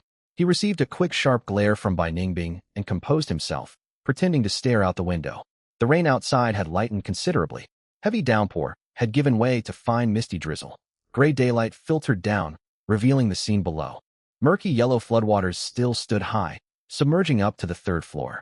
Foam boards, empty oil drums, broken branches, and overturned trash cans floated across the surface. A foul stench mixed with damp earth drifted upward on the wind. The water rippled, reflecting the lead gray sky, a bleak, lifeless sight. Ding dong, ding dong. The cell phone on the coffee table vibrated frantically. Messages flooded into the building residents' group chat, notification piling one on top of another, noisy enough to make one's head throb. Lin Zhangwo picked up the phone and scrolled. His brows drew together at once. The group was in complete chaos. Does anyone have cold medicine? My child has a 39-degree fever. I'll pay whatever you ask. We need food. We only have half a bag of biscuits left. The elderly can barely hold on. I'll trade anything. Any strong young men want to team up to search for supplies? We split whatever we find. I live on the second floor. The water is almost coming in. Scrolling further, one message stood out. Sent by a user named Little May Baby, whose profile picture showed a heavily made-up young woman. Is there any kind gentleman who can spare some food? I'm a content creator online. I'll do anything for 2 packs of instant noodles. A string of flirtatious emojis followed. Li Qing glanced over and frowned. What has the world come to, for a young woman to degrade herself like this? Desperation drives people to extremes, Lin Yong scoffed, paying it little mind. In the apocalypse, moral boundaries became terribly fragile. Next, Wang Kai from apartment 1302 posted a message. The well-known spoiled rich kid of the building. 1302 Wang Kai. 10,000 yuan for 1 bag of instant noodles. Message me privately. Cash or transfer. No expired goods. The group fell silent for 2 seconds before erupting anew. Wow, 10,000 for instant noodles. The young master is loaded. Need someone to run errands? I'll swim out looking for supplies. Just give me something to eat. Some gushed, others grumbled resentfully. Before long, someone shifted the topic toward the 15th floor. 803 Sister Zhang. Hey, what about 1501? I saw them hauling truckloads of supplies during their renovation. Steel plates, mountains of groceries, and even an inflatable boat. 803 Sister Zhang at 1501 Mr. Lin. Can we borrow your boat? We'll go scavenge and give you half of everything we find. We're all neighbors. Don't be so selfish.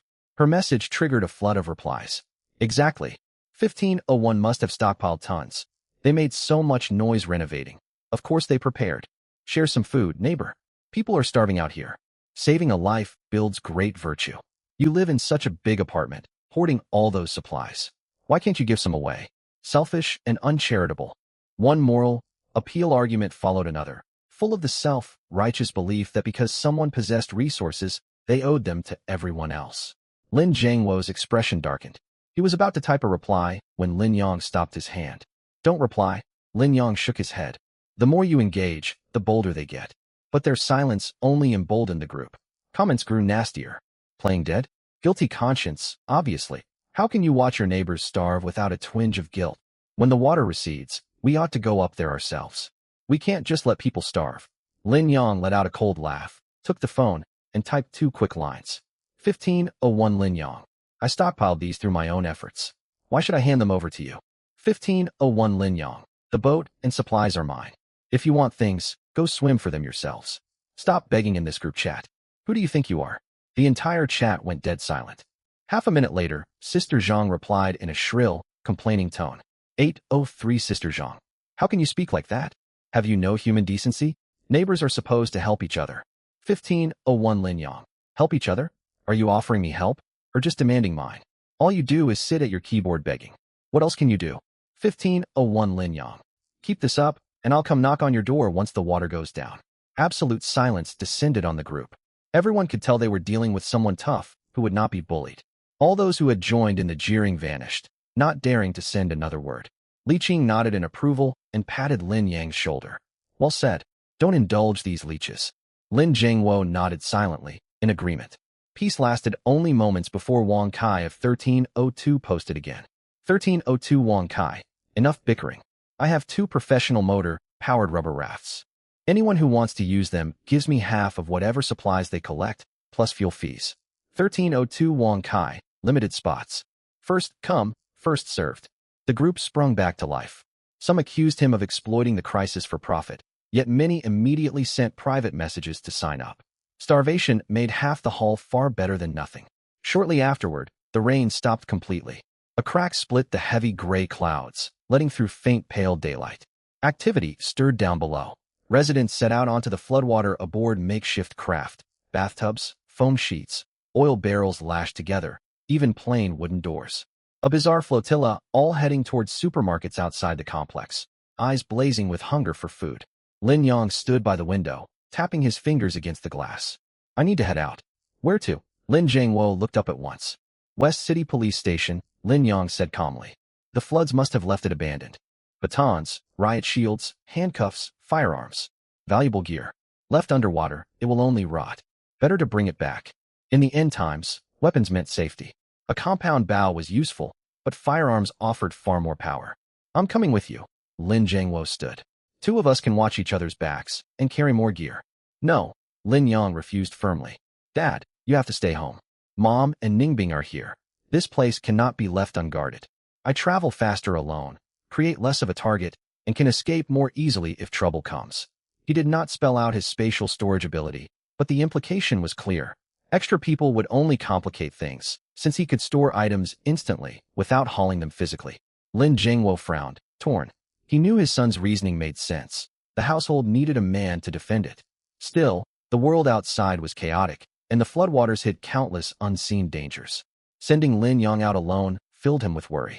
Very well, he finally conceded, his voice heavy. Stay safe. Don't take unnecessary risks if you cannot get what you want. Your life comes first. Come back as soon as you can. Don't worry, Lin Yang smiled. I value my life.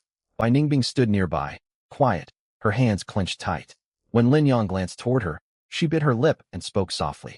Please be careful. I'll help Annie take care of things here. I know. Lin Yang ruffled her soft hair. He turned to his room to gather equipment. A compound bow slung across his back, a full quiver of arrows, a Tang-style sword fastened at his waist, 2 daggers tucked inside his boot shafts. Waterproof flashlight, spare batteries, mask and gloves all went into a waterproof pack. His inflatable boat was already fully inflated by the entrance hall. Lin Yang lifted the boat and walked to the door, waving back at the 3 people inside. I'm off. Wait for me to bring back something good to eat. The moment Lin Yang stepped out carrying the folded inflatable boat, his wrist was gently seized. Bai Ningbing stood in the doorway, her fingers wrapped around his sleeve. Her eyes glistened with unshed tears, her voice trembling. Please stay safe. The water is dangerous. If you can't get what you need, just come home. Don't push yourself too hard. She bit her lower lip, holding back tears. Rest easy. Lin Yang stroked her hair, his tone softening. I'll be fine. I'll be back soon. Wait for me here. He turned and descended the stairs without looking back. He knew if he saw her tear-filled eyes again, he would not want to leave. The stairwell smelled of dampness, sweat, and mildew. Several residents crowded the landings on the 3rd and 4th floors. When they spotted Lin Yang carrying a boat, bow slung over his shoulder and sword at his hip, their eyes lit up. 3 or 4 young men blocked the stairway, closing in. Hey buddy, hold on. A young man with dyed, yellow hair smiled. You're going out scavenging, right? Take us with you. We only want 30% of the supplies, 20%, even. Yeah, more hands make light work. We can watch for danger together. They spoke in turns, slowly advancing, their gazes lingering greedily over his equipment, plainly hoping to hitch a ride and claim a share of whatever he found. Lin Yong kept walking forward, shooting them a cold glance. His gaze was sharp as shards of ice. With a sharp scrape, he drew the Tang sword at his waist. Cold steel glinted in the dim candlelight of the stairwell. Move aside. His voice was quiet, yet carried heavy, intimidating force. The men paled and stepped backward, exchanging uneasy glances. None had expected him to draw steel without hesitation, offering no niceties. The yellow-haired man swallowed, trying to argue, but met Lin Yang's unyielding stare. The words died in his throat. This was not empty bluff. He looked fully prepared to fight. They reluctantly cleared the path, watching Lin Yong walk down the stairs, too afraid to stop him. Only after his figure vanished around the corner did one man mutter under his breath. Thinks he's so tough. He'll get what's coming to him someday. For all his grumbling, his tone was laced with fear. Down on the ground floor, floodwater reached waist height, murky and bitterly cold. Lin Yong set down the inflatable boat, climbed aboard, and paddled out of the residential compound. Beyond the gates, the water stretched wide and chaotic. Most storefronts along the streets were submerged. Signboards hung crooked or lay broken. Cars showed only their roofs above the water, like metal boxes floating on the surface. Garbage, broken billboards and water, swollen cardboard boxes drifted across the water. Every so often, bodies floated by, face down, swaying with the current, a sight that weighed heavy on the heart. A stench of rot and decay drifted on the wind, stinging the nostrils and turning stomachs. In the distance bobbed makeshift boats, bathtubs, foam boards, wooden door panels. The people aboard were gaunt and haggard, their eyes burning with desperate greed, all heading for the large downtown supermarket. Sporadic shouts, quarrels, and cries mixed with the gurgle of rushing water, creating a chaotic racket. Lin Yong wore a blank expression as he paddled his craft, steering clear of the crowds and sticking to secluded alleyways. Fight through the mob for supermarket supplies? Not worth it. He was after something 100 times more valuable than grain. 20 minutes later, the boat halted at the intersection leading to the West City Police Station. According to his phone's navigation, the police station building lay directly beneath his feet. The entire structure was submerged, with only half of the rooftop signs sticking above the surface, the characters for public security, warped and water-logged. Silence reigned all around. Not a single person was in sight. No one would have guessed that in these desperate times, someone would dive down to the sunken police station in search of weapons. Lin Yong scanned his surroundings to confirm he was alone, then focused his mind. In an instant, the inflatable boat vanished, drawn into his spatial storage. Leaving it out in the open was too risky. Left on the water, it would undoubtedly get stolen. Safely tucked away in his space was far more reliable. Next, a full set of professional diving gear materialized in his hands: oxygen tank, diving mask, snorkel, and waterproof flashlight. He had stockpiled these items long before, never certain they would ever be needed, yet now they proved perfectly useful. He quickly suited up, took a deep breath, and plunged beneath the surface. The water was heavily turbid, with visibility less than 2 meters. The beam from his flashlight only illuminated murky yellow haze filled with churned up silt. Slow currents pushed at his body. Underwater, only the dull sound of his own breathing echoed, stirring a sense of unease. Chilly water seeped down his collar, numbing his skin. Lin Yong steadied himself and felt his way along the building's inner wall. Door frames had warped from prolonged soaking, all glass shattered to pieces.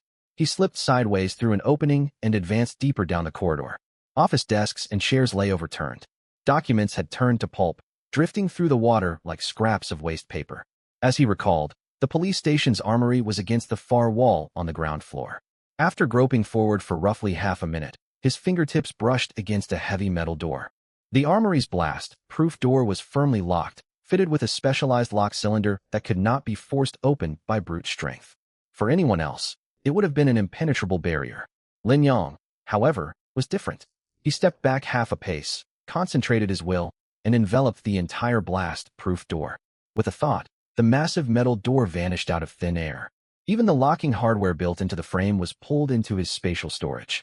The armory now lay open before him. Lin Yong swam inside and shone his flashlight forward. His eyes lit up at what he saw. Neatly stacked on steel racks along the walls were firearms and combat gear. 5 submachine guns sat polished and gleaming, beside crate upon crate of ammunition. A quick count showed no fewer than 5,000 rounds. In adjacent compartments rested 20 grenades, 20 flashbang grenades, and 20 smoke grenades, all arranged in orderly stacks. Further overlay 10 bullet-proof vests and 10 bullet-proof shields, folded neatly. There were also 10 service-issue handguns paired with 2,000 pistol rounds. These were priceless hard assets. In the end, they were worth more than gold. Lin Yang suppressed his surge of excitement and activated his spatial ability. One item after another, firearms, ammunition, protective gear, vanished as if carried by invisible hands. In barely more than 10 seconds, the armory stood completely bare. Not even a single spent cartridge remained. Everything was now his. With this arsenal, the safety level of his home had multiplied many times over. Against ordinary thugs, or even a small-scale horde of monsters, he would hold the upper hand. Having secured the last bullet-proof shield, Lin Yang turned to swim back toward the surface. At that very moment, the water behind him churned violently. A huge shadow swept rapidly past his back. The turbulence shook his whole body. It was enormous, moving with startling speed, gliding past like some giant fish. Lin Yang's heart tightened. He spun around instantly, sweeping his flashlight across the water. The murky depths showed nothing but floating debris and swirling sediment. Nothing was visible, yet the physical disturbance had been unmistakable. It was no hallucination. Frowning, he tightened his grip on the dagger in his hand. A mutated aquatic creature? Marine life had been the first to mutate after the meteorite fell. He had not expected mutated freshwater life to appear so soon. A creature of such size would surely be highly aggressive. He dared not linger. Kicking hard against the wall, he raced upward toward open air, keeping his flashlight trained behind him, every nerve taut. He encountered no further anomalies on the ascent. Splash! His head broke the surface. He pulled the snorkel free and gasped for air. The rain had stopped, but the sky remained heavy and overcast. A gray haze hung over the water, and damp wind chilled his cheeks. He looked all around. Still no sign of other people, only the soft lapping of water. Whatever massive entity had lurked below had not pursued him to the surface. Lin Yang focused his mind once more, and the inflatable boat reappeared on the water. He clambered aboard, sitting at the stern. He glanced back down at the turbid water. His expression darkened. That underwater creature was a hidden threat. Mutated beasts were emerging far earlier and growing far larger than they had in his past life. Clearly, this apocalypse would prove far more dangerous than he remembered. He picked up his oars, turned the boat, and began paddling towards Shenghua residential compound. The return trip demanded more effort, for he was heading against the current. Each stroke of the oar sent water splashing. Heavy gray clouds hung low overhead. The water mirrored the dismal sky, thick and yellowish, brown like muddy soup. Damp wind carried the sickly stench of rotting garbage and dead fish, throbbing at his temples. Lin Yang paddled at a moderate pace. Scattered makeshift craft drifted past. Planks lashed to empty oil drums, sawn, open plastic barrels, even people lying flat atop foam sheets. Star-faced survivors all drifted toward the downtown supermarket. From time to time, distant shouts and weeping drifted over the water, fading quickly. Order was unraveling faster than anticipated. As he rounded the corner past the commercial street, what had once been the central city park had become a vast expanse of floodwater. Several ramshackle boats blocked the passage, surrounded by loud commotion. Lin Yang narrowed his eyes and slowed his boat. 7 men in total. 4 burly brutes crowded onto a half-deflated inflatable raft. Their leader, a bald man, brandished a sawn-off shotgun, waving the barrel about, his face contorted with menace. 3 others stood nearby wielding machetes and steel reinforcing bars. Opposite them, 3 terrified survivors huddled on a crude raft cobbled together from large mineral water bottles and planks. Soaking wet and pale, they watched helplessly as the thugs snatched away their instant noodles and biscuits. One young man wearing glasses tried to stop them, only to receive a kick that nearly sent him tumbling into the flood. He cowered in the corner of the raft, too frightened to resist. "Quit your whining," the bald man spat, droplets flying into the water. "This stretch belongs to me. If you want to pass, pay the toll. Hand over all your food, or I'll toss you in for the creatures." Mid-rant, the bald man spotted Lin Yang gliding toward them. His eyes lit up. Lin Yang's heavy-duty inflatable boat was a luxury compared to their tattered raft. The bow slung a bow, and bulges at his waist hinted at supplies and weaponry. "Hey you, halt." The bald man aimed a shotgun straight at Lin Yang, his voice booming across the water. "Row over here. Hand over all your food and weapons. This boat's mine now too." His 3 underlings joined in, shaking their machetes and yelling. "You heard him. Move. Don't be stupid, or we'll blow you away." The 3 victims on the crude raft watched on. Sympathy flickered across their faces, mixed with quiet relief. The thugs' attention had shifted away from their meager supplies. Lin Yang neither slowed nor stopped, continuing to drift forward with an impassive face. He had seen plenty of opportunistic looters in his previous life. When society collapsed, bullies like these surfaced first. Brandishing crude weapons, they played petty tyrants, preying on the weak, yet crumpled when facing genuine resistance. What? Deaf? Seeing Lin Yang still advancing, the bald man's face darkened. His finger rested on the trigger. I'll count to 3. Stop, or I shoot. 1, 2. Before he could utter 3, Lin Yang's hand slipped inside his jacket. A black service issue pistol materialized in his grasp. He chambered a round, raised, and aimed, the whole sequence fluid and lightning, fast. Bang, bang, bang. 3 crisp gunshots echoed across the open water, ringing in everyone's ears. The first bullet struck the bald man squarely between the eyebrows.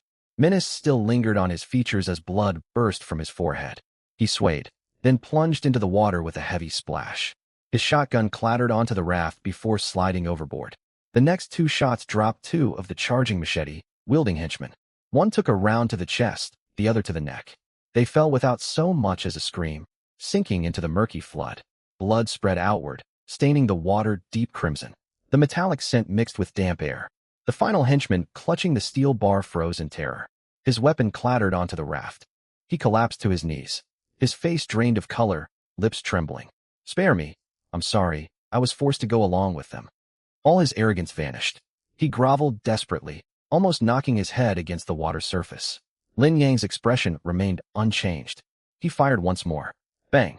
A bullet hole appeared in the man's forehead. He toppled sideways and sank beneath the turbid waves. Spare him? For what? To show mercy to such men in the end. Times was to court death for yourself. Spare him today, and tomorrow he would return with a mob to raid your home, showing no mercy even to the elderly or children. For bodies drifted away on the current. A half-empty bag of instant noodles, a few bottles of mineral water, and several water-damaged machetes lay abandoned on the deflated raft. Lin Yang glanced over, uninterested. The shotgun had sunk and was not worth retrieving. Its ammunition was limited, and it was cumbersome. The machetes were inferior to his Tang-style Dao. He saw no reason to lean over and collect them. He let out a cold huff and stored the pistol away into his spatial storage. He guided his inflatable boat past the blood-tinged stretch of water, continuing toward the residential compound. Throughout the whole ordeal, his demeanor never shifted, as though he had stepped on a swarm of ants. It took the 3 rescued survivors on the crude raft 30 seconds to fully register what had happened. They exchanged glances. Fear lingered in their eyes, which quickly gave way to greed. Quick! That raft is ours. The young man with glasses scrambled first onto the thug's raft, clutching the half-bag of instant noodles tightly to his chest. The other 2 followed suit, fighting over the water bottles and machetes. That water belongs to me. They stole 3 bottles from me earlier. Nonsense. We all get a share. Why should you take everything? Within moments the 3 were shoving and shouting at one another, nearly capsizing the raft. None of them thought to thank Lin Yang. No one even glanced in his direction. Every gaze was fixed on the scavenged supplies. Lin Yang had rowed some distance away when he glanced back and witnessed their vicious squabble, some already sporting fresh bruises. The corners of his mouth tugged faintly. Human nature was fragile when put to the test. He had intervened by chance. Gratitude meant nothing next to hunger. He turned forward, put the incident out of mind, and increased his rowing pace. The water returned to quiet, save for the sound of oars cutting through waves and faint, distant gunfire. Social order was crumbling faster than anyone could have imagined. Only a few days without power and running water, and robbery and murder had become commonplace. When the extreme cold descended, monsters appeared, and mutated creatures crawled onto land. Things would grow far more brutal. When Lin Yang guided his inflatable boat into Shenghua residential compound, chaos reigned near the complex entrance. 2 official blue and white rescue boats floated in the floodwaters. Staff in life vests unloaded relief supplies, their loudspeaker crackling. Attention residents. Collect rations according to household headcount. 5 bottles of water, 5 packs of instant noodles, 2 bread rolls per person. Form an orderly queue. No pushing. Makeshift craft bobbed all around. Residents crowded near building entrances, craning their necks, ravenous as sparrows spotting grain. Some waved household registration booklets. Others held crying children. Shouting blended with static from the loudspeaker, creating bedlam. The stench of decay mingled with instant noodle seasoning on the breeze, creating an uncanny smell. Lin Yong paddled past, choosing not to join the throng. Those meager rations would barely feed his household for a single meal. There was no point wading through the crowd. Yet trouble sought him out regardless. Among the crowd, a heavily tattooed man with bandaged arms spotted him. He nudged an elderly woman beside him. "Mom, that's him. The guy who shot my arm with an arrow last time." The old woman lifted her head. Upon seeing Lin Yong, her narrow eyes flared with rage. She grabbed hold of a uniformed relief worker and shouted, "Officer, that young man shot my son with an arrow. Arrest him. Assault. This is illegal." Her shrill cry drew every eye in the vicinity. The tattooed man held up his blood-stained bandaged arm, putting on a pitiful performance. "It's true. He wounded me for no reason. Look at my arm. It's almost ruined. You have to do something." Harried from moving supplies, the worker pulled free from her grip. He glanced from the pair to Lin Yong on the boat, speaking flatly. "This is an emergency disaster response. Civil disputes are outside our jurisdiction. If you believe you have a case, report it to the police once floodwaters recede." He turned away immediately, resuming his calls for orderly cues, dismissing their complaint entirely. Lives hung in the balance. No one had spare time for petty quarrels. The old woman was left stammering, her face burning red. She tried to protest further, until Lin Yong cast a calm glance toward her. His gaze held no fury, yet felt piercingly cold. Memories of the arrow wound shot through the tattooed man. He flinched and tugged at his mother's sleeve. "Mom, drop it." The old woman backed down, clamping her mouth shut. She shrank back into the crowd, no longer daring to meet Lin Yang's stare. All her bravado evaporated. Lin Yong let out a scoff, ignoring the pair of troublemakers. He steered to the entrance of Building 15, tossed his mooring rope, and leaped onto the steps. He folded his water-soaked inflatable boat and heaved it over his shoulder. Though heavy, he carried it with effortless, steady strides. Nearby residents collecting supplies stole wary, curious glances. No one dared approach. Everyone in Building 15 knew this man was dangerous and best avoided. He climbed the stairwell. Conditions had worsened since the previous day. More refugees from submerged lower floors camped on landings and steps, spreading out damp sleeping mats and blankets. Men, women, and children huddled together. The air reeked of sweat, mildew, and instant noodle broth, making heads throb. Upon reaching the 8th floor, loud, shrill shouting echoed ahead. A crowd blocked the doorway of Unit 802, craning their necks to watch the confrontation. Lin Yong walked over with the boat still on his shoulder. He saw Sister Zhang standing in the doorway, red-faced and yelling furiously at a young man. She was the same woman who had tried to morally pressure Lin Yong in their group chat. Her finger nearly jabbed into the young man's face. "How dare you? I lent you my inflatable raft so you could scavenge supplies, and look what you've done to it." At her feet lay the half-deflated raft, sliced open by a gash over 10 centimeters long, its rubber edges torn. The young man in his early 20s stood soaked to the bone, trousers rolled up, mud smudged across his cheeks. He flushed, trying to defend himself. "Sister Zhang, it truly was an accident. I hit a submerged steel reinforcing bar I couldn't see. I nearly fell on myself. I brought you 2 packs of instant noodles as compensation. 2 packs of noodles are supposed to make this right." Sister Zhang raised her voice even louder. "This cost me over 800. Professional outdoor, grade gear. You think 2 packs of noodles will settle this? Dream on. That is all I could find," the young man pleaded, close to tears. "My mother and I barely have enough to eat. Giving you 2 packs means half our stock. This is a natural disaster. Must you be so unreasonable?" "Unreasonable?" Sister Zhang laughed bitterly, pointing at the torn raft. "Am I supposed to let people destroy my belongings for free?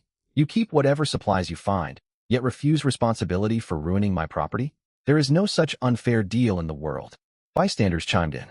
Some sided with Sister Zhang, arguing borrowed items ought to be repaired or replaced when broken. Others pitied the desperate young man.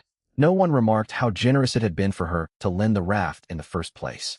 Everyone waited to see how the conflict would resolve. Lin Yong watched briefly without joining the argument. This was how the world now worked.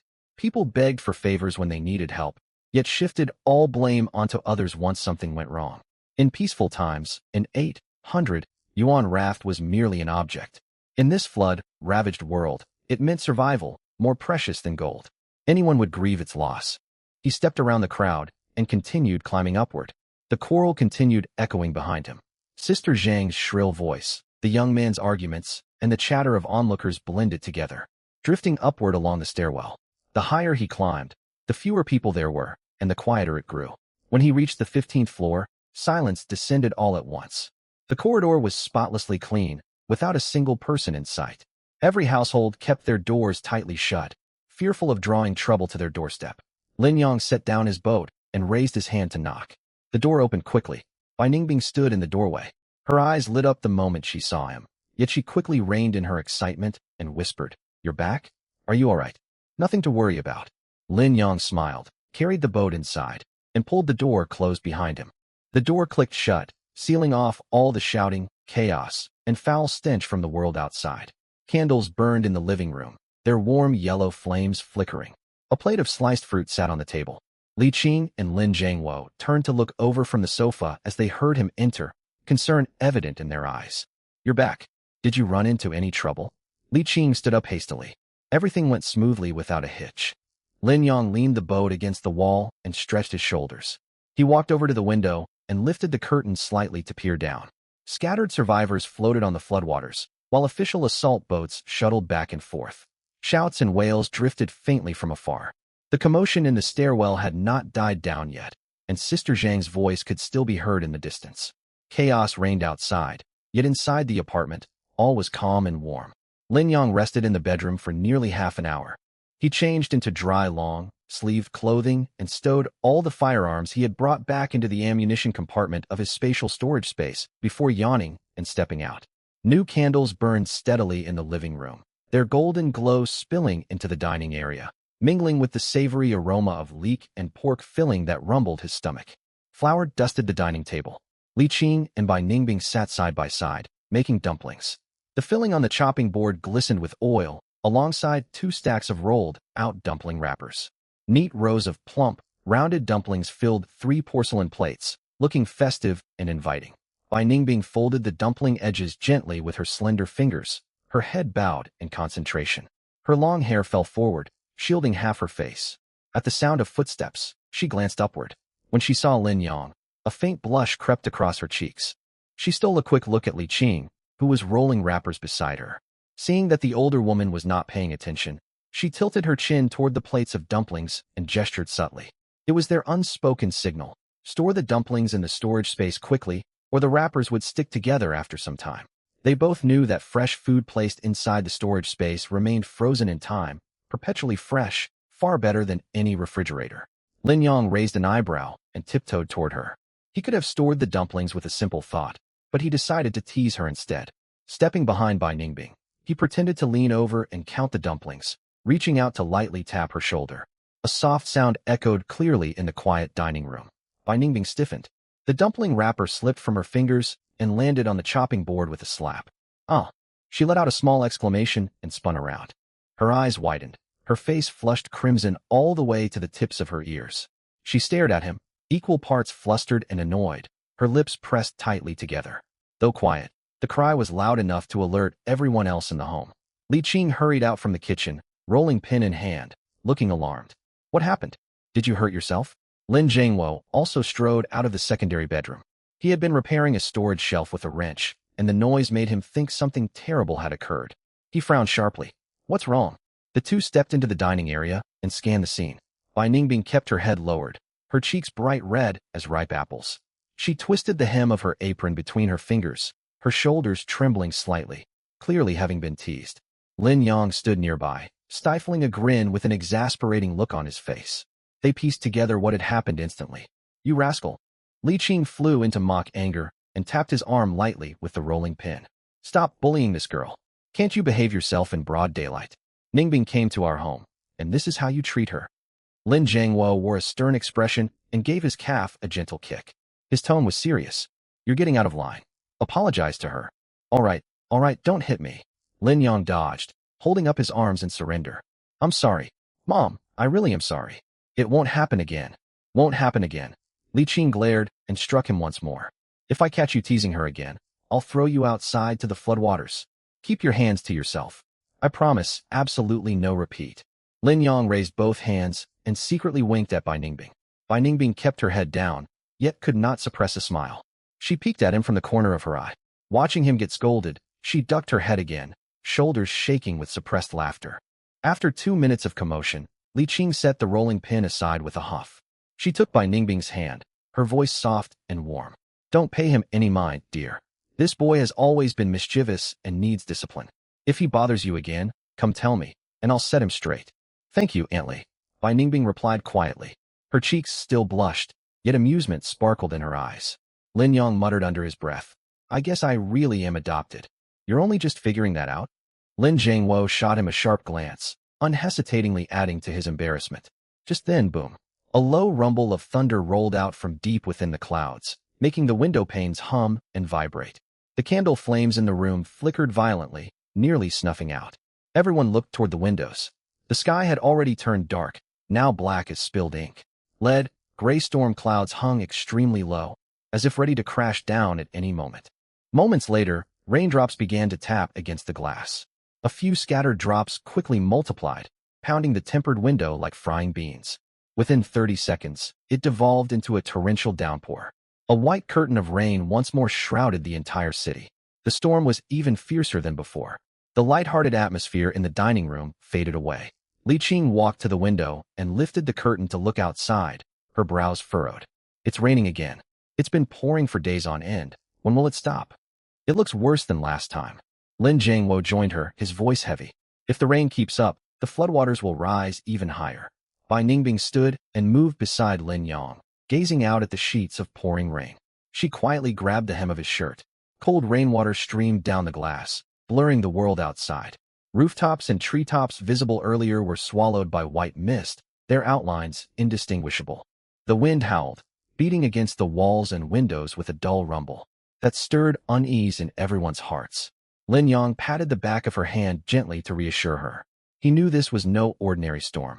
In his past life, this rain would continue for 3 days straight, followed by an abrupt, catastrophic cold snap. Temperatures plummeted to -30 degrees Celsius overnight. Water pipes burst, roads froze over, and countless people perished, unprepared for the sudden frigid weather. The downpour was merely the prelude. The extreme cold would be the true killer. Fortunately, he had stockpiled all essential supplies. Warm clothing, heating equipment, fuel, and food filled his spatial storage. The apartment had also been reinforced and insulated. They would survive the bitter cold.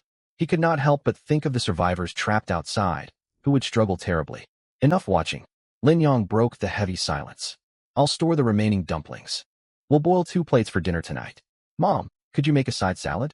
Let's have a warm meal tonight. Of course. Li Qing snapped out of her thoughts and headed for the kitchen. I'll slice cucumber and prepare seasoned pig ears.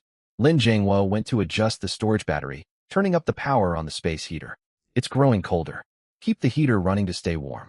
Warm domestic life slowly returned to the apartment. The candle flames steadied again. Golden light cast shadows of the 4 people on the walls. The aroma of dumplings and garlic from the side dishes mingled in the air.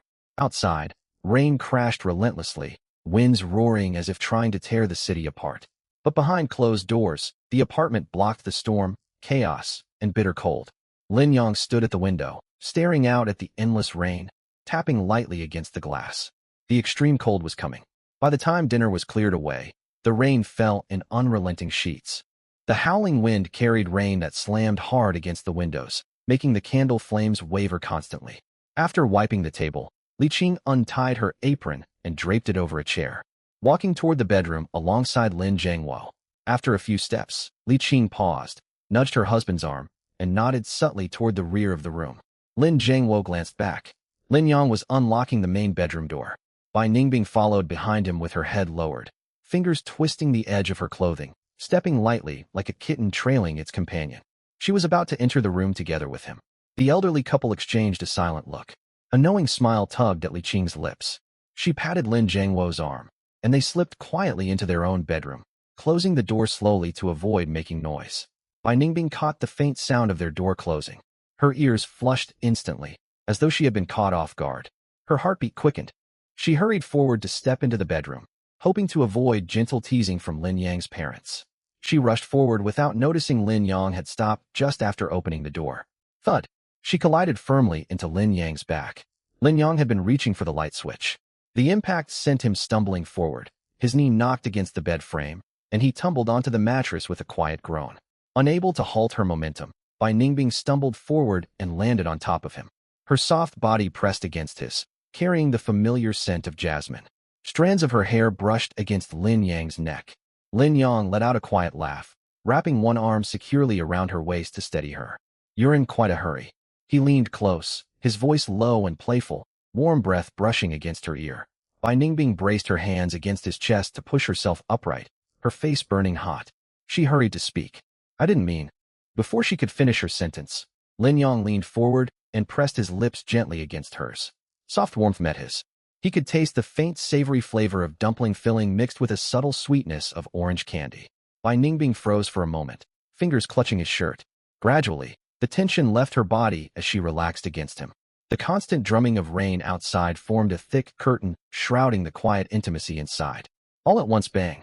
A deafening crash echoed upward from downstairs, mixed with the sharp sound of shattering glass. It cut clearly through the rainfall.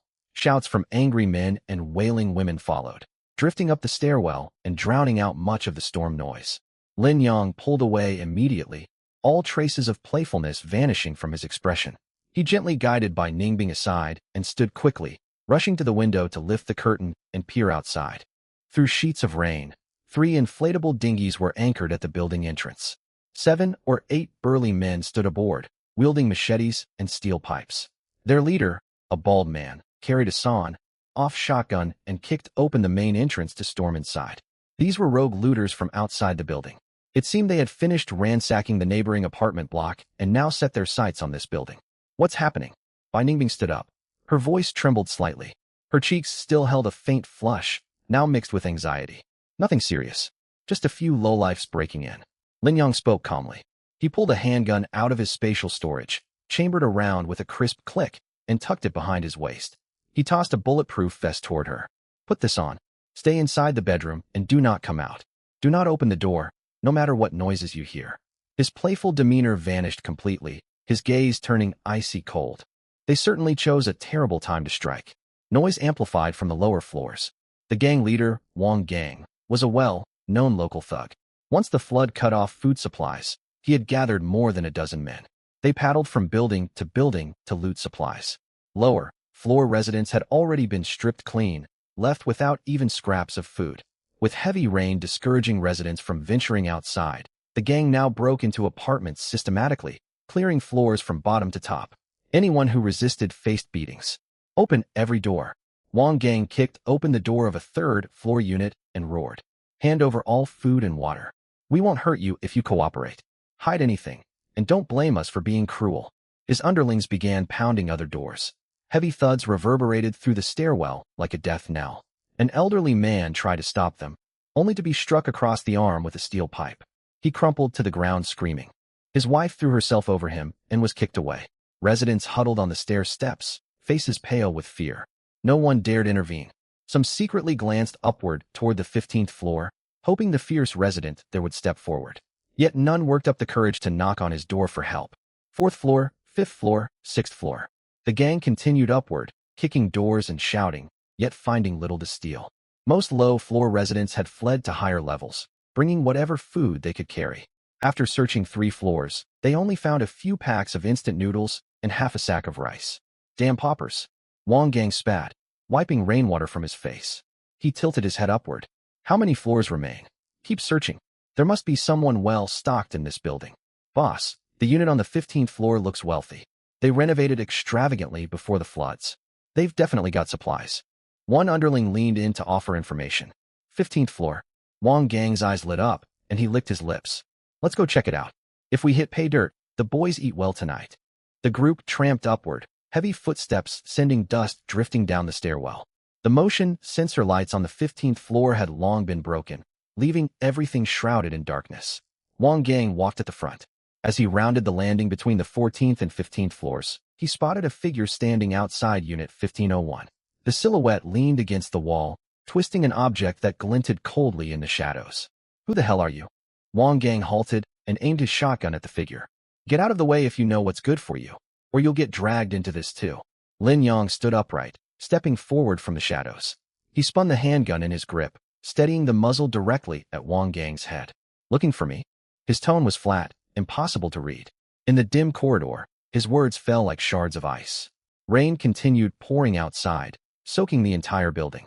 The air in the stairwell froze instantly. The looters froze in shock. None expected the resident to open the door armed with a pistol. Wang Gang's heart lurched, his grip tightening around his shotgun. He had stumbled onto someone far more dangerous than he anticipated. Still, buoyed by numbers, he forced bravado into his voice. Don't be foolish. Hand over food and valuables, and we'll leave immediately. Otherwise what? Lin Yang cut him off and advanced one step. The gun never wavered, locked firmly on Wang Gang's forehead. Take another step forward, and your brains will splatter across this wall. Silence crashed over the corridor the moment he finished speaking.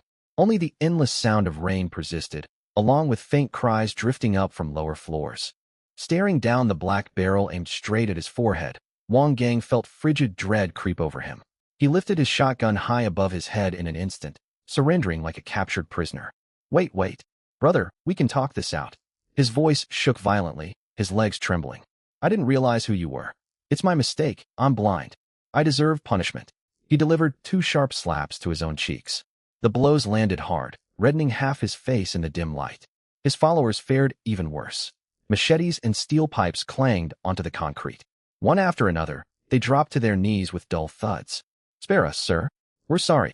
Wang Gang forced us to come. This isn't our fault. Every head hung low. None dared to meet Lin Yang's gaze, their voices thick with terror.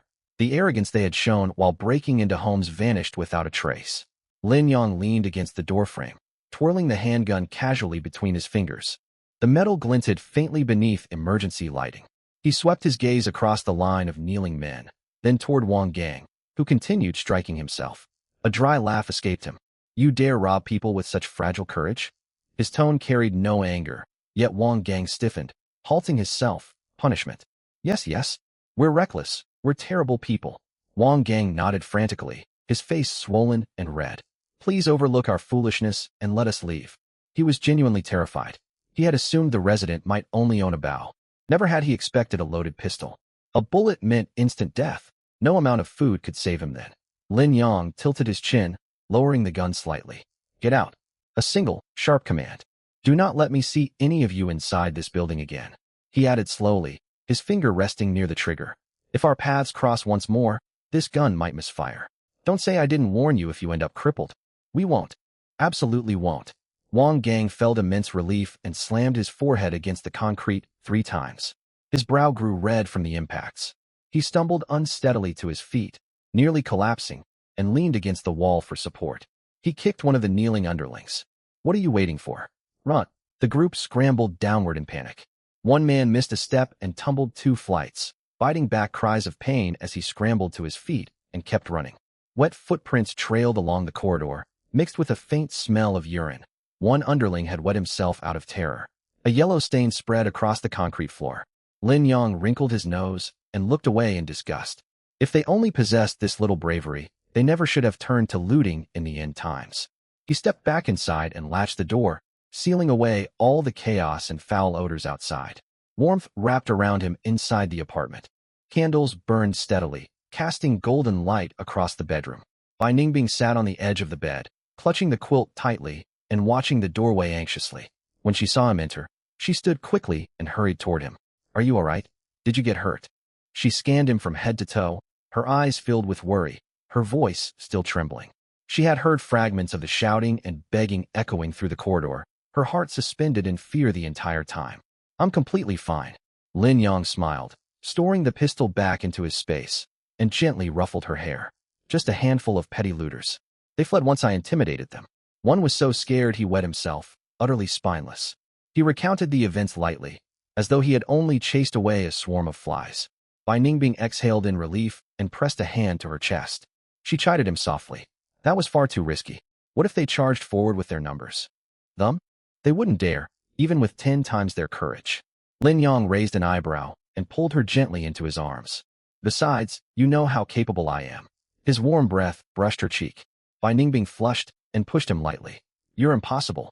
She shot him a playful glare, yet did not pull away. She climbed under the covers and shifted to the side, making space for him on the bed. She faced away from him, the tips of her ears flushed bright red, exposed above the quilt like ripe cherries. Lin Yang smiled. He took off his coat and slipped under the covers, pulling her gently into his arms. Her soft body radiated warmth, carrying a faint jasmine scent, more comforting than anything else. Rain continued to pour outside the window, wind howling loudly. From time to time, low rumbles of thunder rolled past, making the glass tremble faintly. The corridor gradually fell silent. The gangsters were likely long gone, paddling their makeshift boats away. Inside the room, all was quiet and snug, even their breath slowing. Bai Ningbing leaned against his chest, listening to his steady heartbeat. The anxiety weighing on her heart finally faded away. Lin Yang rested his chin on the top of her hair, patting her back gently with his fingertips. Days drifted onward amid the endless downpour. 10 days slipped by in the blink of an eye. The rain fell day and night, showing no sign of stopping. Floodwaters in the complex rose higher, submerging the sills of the fourth-floor windows. Murky yellow water was strewn with trash and floating corpses, and a putrid stench seeped faintly through the double-layered glass. Life in the corridor grew harsher by the day. Official supply distributions dropped from once a day to once every 3 days, with rations shrinking steadily. Even half a bag of instant noodles could spark brutal fights. Survivors who fled up from lower floors huddled on the stairwells, gaunt and hollow-eyed. Most lay still to conserve strength or stared blankly out the windows. Screams, quarrels, and crying children drifted upward from the stairs, a constant backdrop each day. Only apartment 1501 remained eerily peaceful, with the blast-proof door locked tight and thick curtains drawn. Warm candlelight flickered indoors, mingled with the aroma of cooking. Li Qing experimented endlessly with meals. Steamed buns, pan-fried pastries, simmered pork rib soup. Her spatial storage held mountains of ingredients, letting her serve a different feast every single day. Bai Ningbing had grown far more relaxed, no longer reserved as she had been when she first arrived. She learned cooking and knitting alongside Li Qing. Her slender fingers picked up every skill quickly, and sometimes she joined Li Qing to tease Lin Yang about his sharp tongue. Lin Zhangwo spent nearly all his time in the rooftop sunroom tending seedlings. Vegetables grew wildly on the hundreds of mu of black soil inside the spatial storage, far more than they could eat. Lin Yang stuck rigidly to 2 routines each day: inventorying weapons and equipment, and watching the outside world from the window. The massive underwater creature had not resurfaced, and the gang dared not return to harass them. Even so, he never let down his guard. He knew the torrential rain would not last forever, and the day the rain stopped would mark the arrival of the extreme cold. On the 30th of July, Lin Yang woke at dawn right on schedule. The second he opened his eyes, he sensed something wrong. It was too quiet. The ceaseless drumming of rain that had echoed day and night was gone. Only Bai Ningbing's steady breathing against his chest remained, along with faint gusts of wind outside the window. The world felt unnervingly hushed. He slipped out of bed quietly, pulled on a jacket, and walked to the window, lifting a corner of the curtain. The rain had truly stopped. Cracks split the lead, gray clouds, letting through faint pale light that cast a cold sheen over the floodwaters. Damp wind brushed against the glass. Without the constant patter of raindrops, the silence felt disorienting. Before he could observe longer, a roar erupted from below. The rain stopped. The rain stopped. It was like a stone tossed into boiling oil. Chaos erupted instantly. Cheers echoed from every building, growing louder and louder. Survivors poked their heads out of building entrances, gazing skyward, weeping and laughing with excitement. Others circled across the water in ramshackle homemade boats, waving their arms and shouting. Crowds crammed in the corridor surged downward toward the building exits. Haggard, sallow faces lit up with reckless joy at surviving the disaster. It's finally over. We've made it. The rescue teams will come soon. We're saved. Once the water recedes, I'm eating 10 bowls of braised pork. Weeping, laughter, and shouts rode the wind upward, saturated with relief at escaping death. Bai Ningbing was woken by the commotion. She pulled on a coat and walked over, leaning against the window to stare down. Her eyes sparkling. The rain really has stopped. Does this mean things will get better soon? Her voice held cautious hope. Lin Yang said nothing, merely shaking his head, his brows drawn tight. Better? Nothing would be that simple. Hardly had the words crossed his mind when tiny white specks drifted down from the sky. At first they were sparse, swirling in the wind like fine willow catkins, vanishing the moment they touched the water's surface. Someone tilted their head and held out a hand in confusion. What's this? Tiny rain droplets. No one paid it mind, and the cheering continued. But the white specks grew denser and larger. From fine snow dust, they bloomed into goose-sized snowflakes, swirling down in endless flurries. Within half a minute, everything was shrouded in white. The snow fell thick enough to sting exposed skin. The cheers died abruptly. Everyone stared upward, frozen, faces still etched with smiles that froze stiff on their features. Snow falling in July. It defied all logic. Worse still was the plummeting temperature. The damp, muggy air turned frigid in plain sight. Biting cold seeped straight into bones. People who had been sweating moments earlier broke out in goosebumps. Anyone who spoke exhaled thick white mist. Thin sheets of ice spread rapidly across the floodwaters. The crisp crackling sound echoing sharply in the sudden silence. How can it be snowing? A man stammered, his teeth chattering. Snow in July. This isn't right. It's freezing. Why has it turned so cold all of a sudden? Those who had crowded outside celebrating scrambled back into the corridor, hunching their shoulders against the chill. Elation morphed into shock, then raw panic.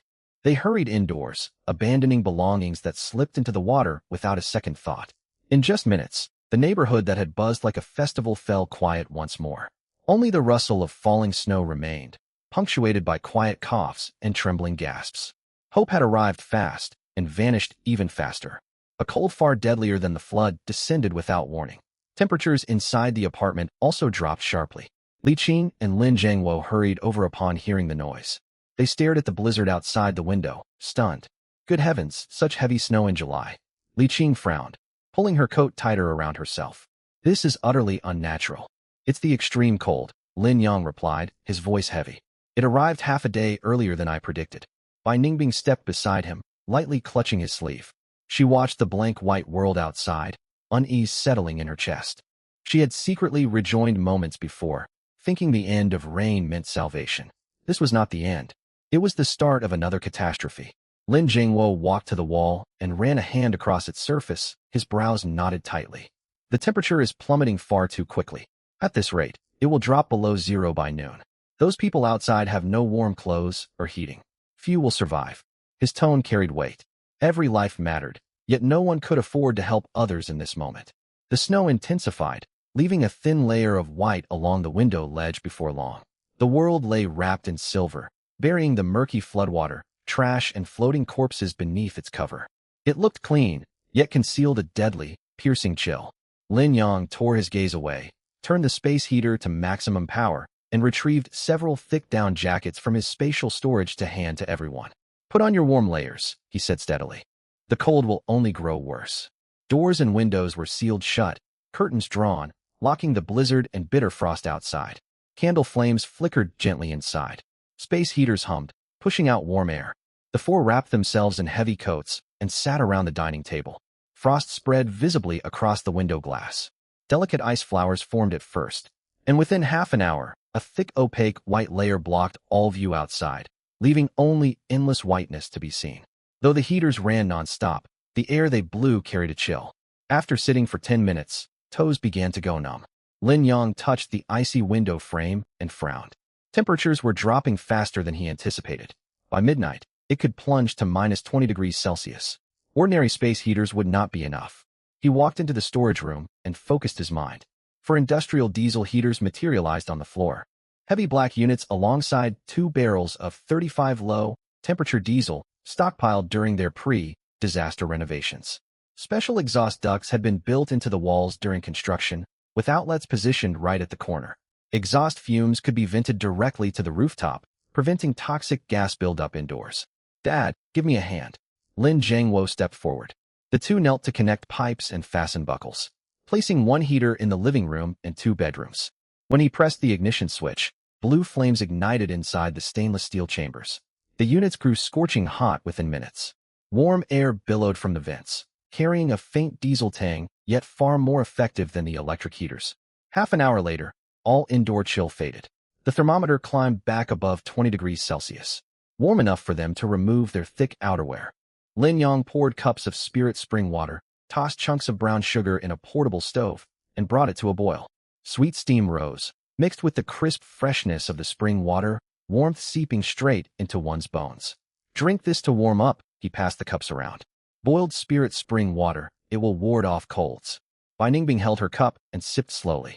Sweetness slid down her throat, spreading warmth through every limb, painting a faint blush across her cheeks. For lunch, they took pre-packaged meals straight out of storage, premium dishes ordered from the city's finest restaurants before the floods. Boiled spicy pork slices, kung pao chicken, sweet and sour ribs. The sauces were sealed airtight, preserved perfectly within the spatial storage. For bowls of 8, treasure congee simmered on the stove, glutinous and sweet smelling. As soon as the food was set on the table, Li Qing placed a rib into Bai Ningbing's bowl. Eat plenty, Ningbing. You need meat to withstand the cold. Your cheeks have gone pale from the chill. Thank you, Aunt Li, Bai Ningbing replied softly, her face reddening further. Lin Yang leaned forward, stretching his bowl out deliberately. Mom, I'm pale from the cold too. Why don't you give me some? You have tough skin and flesh. A little frost will harden you up. Li Qing shot him a glance, then added another scoop of diced chicken to Bai Ningbing's plate. Ignore him. He's just being difficult. Lin Zhangwo sipped his congee and chipped in calmly. Men can stand the cold. It builds stamina. Lin Yang fell silent. So he was the extra person in this family. Bai Ningbing bowed her head, stifling quiet laughter, her shoulders shaking. When Lin Yang shot her a look, she quickly focused on her rice, unable to hide the upward tug of her lips. After the meal, no one felt inclined to move. Outside lay bitter freezing weather, while indoors stayed comfortably warm. Cell service cut in and out, and the television had long stopped working. By evening, snowfall intensified, rustling against the window and stirring drowsiness. They washed up early and headed to their bedrooms to climb into bed. Bai Ningbing curled up against Lin Yang, breathing in the faint soap scent clinging to him, and drifted off to sleep quickly. In the dead of night, strange changes unfolded. Lin Yang suddenly felt unbearably hot, as if he held a furnace inside his body. Heat surged forth from deep within his bones, his forehead burning feverishly. He slipped into chaotic dreams. He saw the supermarket buried under floodwaters once again. The storage room door banged under zombie blows. Bai Ningbing stood before him with a steel pipe, her slender back rigid as she shouted for him to run. The scene shifted to the walls of the settlement from his past life. Lu Rian linked arms with another man, smiling as she shoved him toward a horde of zombies, her eyes cold and calculating. He struggled to shout, yet his body refused to obey. Scorching heat washed over him. The jade pendant against his chest burned fiercely. A surging energy coursed through his meridians, threatening to break all restraints. The neighboring bedroom was no calmer. Lin Zhangwo and Li Qing burned with fever, their faces flushed crimson. Li Qing mumbled in her sleep about watering the seedlings, waving her hands aimlessly as if tending invisible sprouts. Lin Zhangwo frowned, reaching toward his lower back as if grasping a gun, muscles tensed tight, knuckles creaking. Bai Ningbing also tossed restlessly. Curled against Lin Yang, fine beads of sweat dotted her forehead, her brows slightly furrowed. She dreamed no nightmares, only a gentle warmth spreading inside her.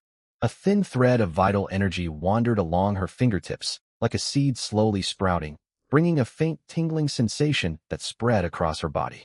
She unconsciously snuggled closer to Lin Yang's chest and sank deeper into slumber. Dawn broke, and the snow lightened slightly. Pale white daylight filtered through frost-covered glass, casting a cold glow over the bedroom. Bai Ningbing woke first. Her limbs ached as though her bones had been pulled apart, and her head felt heavy. She lifted a hand to rub her eyes, only to spot something odd at the edge of her vision. She stared intently. A thin green shoot had sprouted from the tip of her right index finger, bearing 2 round, tender leaves that swayed gently with each breath she took. Ah! Her short cry jolted Lin Yang straight out of his chaotic dream. Lin Yang's eyes flew open. His first instinct was to reach for the pistol under his pillow, his mind still reeling from nightmare terror. When he saw Bai Ningbing staring at her hand in shock and disbelief, he regained his senses. What's wrong? Did you have a nightmare? Bai Ningbing lifted her hand, the small shoot swaying. Her voice trembled. Lin Yang, look at my hand. Grass is growing out of it. Lin Yang leaned forward to look, stunned. The shoot was vivid green, brimming with living vitality. It was no illusion. It truly grew from her fingertip. What type ability? A storm of thoughts raced through his mind. In his past life, survivors only began awakening abilities long after the extreme cold passed. When extreme heat arrived, reanimated zombies emerged, and the meteor-borne virus spread completely. Yet it was only the first day of the extreme cold. How could abilities awaken so soon? Could constant consumption of spirit spring water have reshaped their bodies, and the extreme cold shock triggered the awakening ahead of schedule? What was more, she had awakened a rare wood-type ability, capable of accelerating plant growth and healing wounds. Her luck was astonishing. What is this? Will it keep growing forever? Bai Ningbing nearly cried, her fingers trembling, making the delicate shoot sway. Lin Yang recovered from his shock, grasped her hand to calm her. Don't be afraid. This is an ability, a wood type 1. It's a gift. An ability? Bai Ningbing blinked back tears. like the powers you read about in novels, controlling plants. More or less. It can also ripen vegetables and heal minor injuries. Lin Yang nodded, brushing a fingertip lightly against the soft leaf. Try focusing your mind. Command it to retreat back into your finger. Skeptical, Bai Ningbing fixed her gaze on the shoot and concentrated fully. Within 2 seconds, the tender green sprout slowly retracted into her fingertip, vanishing without a trace, leaving no mark whatsoever. Her eyes widened in amazement. She practiced twice more, summoning and dismissing the sprout repeatedly, her earlier panic completely forgotten. Lin Yang watched her bright eyes and smiled, yet his heart remained heavy. Abilities awakening early was never a good sign. It meant the mutations brought by the meteor were spreading faster and more violently than in his previous life. The bedroom door creaked open a crack. Shouts echoed from the living room, sharp with surprise. Yang Yang, come out quickly. Something strange is happening. Lin Yang's heart skipped a beat. He stuffed the pistol from the bedside into his coat, pulled on his military parka, slipped on slippers, and rushed out. Bai Ningbing hurried after him, nearly putting her shoes on the wrong feet. He skidded to a halt the moment he stepped into the living room, frozen in place. Lin Jiangwo stood beside the tea table. A small cluster of orange flames floated above his right palm, burning brightly and illuminating half his face. He shook his arm repeatedly, trying to extinguish the fire, yet the flames followed wherever his hand moved. He frowned tightly, beads of sweat forming on his forehead. Li Qing's situation was equally striking. A thin stream of clear water flowed continuously from her left palm. She quickly held a stainless steel basin beneath it, steadying the edge with her other hand to avoid wasting water. I mustn't spill this. It's perfect for watering the seedlings, she muttered. The diesel heaters hummed, warm air wrapping around the bizarre scene, equal parts eerie and absurd. Bai Ningbing ran out behind him and froze at the sight, mouth hanging open. Uncle and Aunt, do they also have things growing from them? She whispered, unconsciously curling her fingertips. Dad, Mom, stop shaking your hands. Lin Yang snapped out of his daze and hurried forward. These are abilities, just like Ningbing's would power. They aren't illnesses. Use your mind to pull them back. Focus and wish for them to disappear. Lin Jiangwo hesitated, stopping his frantic arm movements. He stared at the flames in his palm and repeated inwardly, retreat, retreat. After 2 or 3 seconds, the orange fire dwindled, vanishing into his palm in a faint whoosh. He twisted his hand back and forth, examining his skin. Not a single burn mark remained.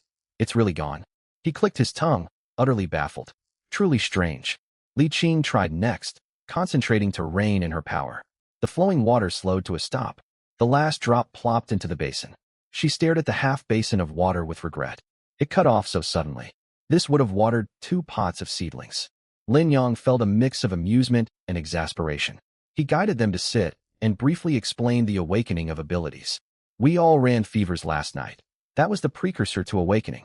Spirit spring water altered our constitutions, and the extreme cold shock pushed the process forward ahead of schedule. He gestured toward Lin Jiangwo. Yours is fire type. You can use it for heating, self, defense, or simply boiling water and cooking. He turned to look at Li Qing.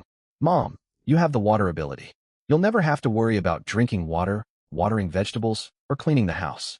It can even put out fires in an emergency. All incredibly practical powers. Bai Ningbing stretched out a fingertip at just the right moment, and a tiny green sprout emerged. She whispered, I have the wood ability. Lin Yang said I can ripen vegetables faster. The 3 of them stared at one another, all feeling as if they were trapped inside a dream. Only yesterday, they'd been fretting over power outages brought on by the torrential rain. Today, every member of the family wielded superhuman abilities. No one would believe it if they spoke of it aloud. As they talked, Lin Yang suddenly froze. His father held fire, his mother water, and Ningbing commanded wood. Everyone in the household had awakened powers, everyone except him. He glanced down at his empty palms. There was not a single trace of any strange phenomenon. In his past life, he had possessed an ordinary constitution. He had survived the end of the world relying solely on his spatial storage and relentless grit. He'd thought that after drinking spirit spring water for more than half a year in this new life, he would gain some sort of power. Was he still just a regular human? Try again. Bai Ningbing tugged at his arm, her eyes shining brightly. You had a worse fever than all of us last night. You must have an ability too. Lin Yang took a deep breath and steadied his mind. He calmed himself, guiding the warm energy that had circulated within his chest for so long to slowly gather in his left palm. Once, nothing happened. Twice, still nothing. His palms remained barren. No flames ignited, No water flowed. Not even a single spark of electricity appeared. He tried 2 more times. The energy cycled through his meridians before vanishing without a trace, stirring up not the slightest ripple. Looks like I'm just the odd one out. Lin Yang let out a self-deprecating laugh and lowered his hands, a faint sense of loss settling over him. He'd hoped he could reap the benefits alongside everyone else, yet nothing had changed. It seemed he would have to rely entirely on his spatial ability for the rest of his days. The instant his fingertips fell slack, a faint crackling sound echoed. A wisp of thin purple electric arc leapt from his fingers. The blue-violet current hummed softly, swirling around his fingertips twice before vanishing in a flash, so fleeting it might have been an illusion. Lin Yang snapped his head upward. Bai Ningbing had seen it too. Her eyes widened as she leaned forward curiously, stretching her fingertip toward him. Is that electricity? It's purple, so beautiful. Before she finished speaking, her fingertip lightly touched Lin Yang's palm. Crack! A faint current surged between them in an instant. Bai Ningbing let out a small yelp and pulled her hand back. Her body tingled all over, her shoulders jolting. The fine strands of hair on her forehead stood straight upright, like a dandelion gone to seed. She stared blankly, touching her hair in a daze. Silence hung over the room for 2 full seconds. Lin Yang could not hold back and burst out laughing, his shoulders shaking with amusement. Lin Zhangwo turned his head away, the corners of his mouth secretly tugging upward. Li Qing hurried over and gently tapped Lin Yang's arm, equal parts exasperated and amused. You boy, why did you shock her? Can't you behave? She reached out to smooth down Bai Ningbing's hair, her tone filled with concern. Oh no, look how it shocked our Ningbing, all frizzled up. Are you all right, dear? Does the tingling linger? Bai Ningbing touched her standing bangs, cheeks flushing with embarrassment and irritation. She glared at Lin Yang. Lin Yang, you did that on purpose. I really didn't. Lin Yang waved his hand, stifling laughter. I just awakened my ability and can't control it well yet. It was an accident, purely accidental. He refocused his attention and channeled his inner energy toward his palm once more. This time, purple lightning slowly surfaced. The thin strands coalesced into a small crackling orb. Blue-violet light cast a pale glow across the living room, radiating palpable destructive power. Lightning ability, one of the most formidable offensive abilities. It struck fast, packed devastating force, and carried a paralyzing effect, even more domineering than fire. Lin Yang's disappointment vanished completely. He could not stop the smile spreading across his face. It turned out he wasn't powerless. His ability had simply saved the grand reveal for last. The four stood in the living room, gazing at each other's powers. Flames flickered in one palm, water swirled in another, lightning crackled, and tender green shoots sprouted. A surreal feeling washed over them all. Just days ago, they'd worried about losing water and power. Now they possessed a full set of offensive, survival, and support abilities. It was as if the world had handed them an unfair advantage. All right, everyone put your abilities away first. Lin Yang dismissed the lightning and clapped his hands. Your powers are still unstable right after awakening. Don't accidentally burn the house or flood the floors. We can practice and learn how to use them properly later. Lin Zhangwo nodded, and the flame in his palm vanished with a flicker. He clenched his fist, excitement glinting in his eyes. Few men could resist the allure of such power. Li Qing withdrew her water ability, picking up the basin of leftover water and walking toward the balcony to water her plants, muttering that nothing should go to waste. Bai Ningbing stayed where she stood, quietly trying to flatten her electrified bangs. The more she smoothed them, the more they stuck up. She pouted and shot Lin Yang several sharp glares. Lin Yang leaned against the window and pulled back a corner of the curtain to look outside. Snow continued to fall in thick goose-flake clusters. A deep blanket covered the ground, painting the world in eerie white silence. The residential complex, normally noisy, was completely deserted. Only the soft rustle of snow hitting the ground broke the stillness. It sent a chill creeping into one's heart. He glanced back into the living room. Lin Zhangwo was attempting to light a cigarette with tiny flames from his fingertips. He failed twice, frowning as he struggled to command the fire. After watering the plants, Li Qing returned and pulled Bai Ningbing aside, testing whether the wood ability could speed up the growth of bean sprouts. Warm chatter drifted toward him, chasing away the bitter cold outside the windows. When temperatures plummeted below -50°C, cell service died entirely. Lin Yang stood by the window holding his phone for 10 minutes. Every signal bar sat empty. He could not connect to a base station, not even for emergency calls. The property group chat he refreshed countless times had gone silent. The last message had been posted 3 days prior, a desperate cry from someone whose child was freezing to death. Their connection to the outside world was severed. 4 diesel space heaters ran at maximum output, blasting waves of hot air. Their surfaces grew hot enough to bake bread. Frost patterns on the double-layer tempered glass thickened by the day. They transformed from delicate crystalline lace into half-an-inch thick sheets of ice. Outside, everything blurred into a hazy white. They had to pour hot water over the glass to scrape clear a small viewing spot. 20 degrees Celsius indoors, minus 50 outside. 2 layers of glass separated 2 entirely different worlds. The heavy snow fell relentlessly for 3 full days and nights without pause. On the first day, the whole family stayed in the living room practicing their abilities. Lin Jiangwo trained his fire control by aiming at an ashtray. His flames fluctuated wildly in size. Once he accidentally set a cloth on the table alight, panicking and smothering it in the ashtray, sending embers flying onto his trousers. Li Qing squatted on the balcony drawing water to irrigate her seedlings. Her water flow wavered. Sometimes she lost control entirely, spilling an entire basin over the sprouts and soaking the cuffs of her pants. Bai Ningbing's wood ability proved the most stable. She focused her energy on a plate of mung beans. And by afternoon, a full tray of tender bean sprouts had sprouted, plumper and fresher than any found at the market. Lin Yang had the worst luck. The lightning ability possessed overwhelming offensive power, yet proved the hardest to master. Within half an hour of practice, he shorted out a desk lamp, a power bank, and even sent sparks shooting from a wall socket. Li Qing chased him around, scolding him for ages afterward. "Can you be more careful?"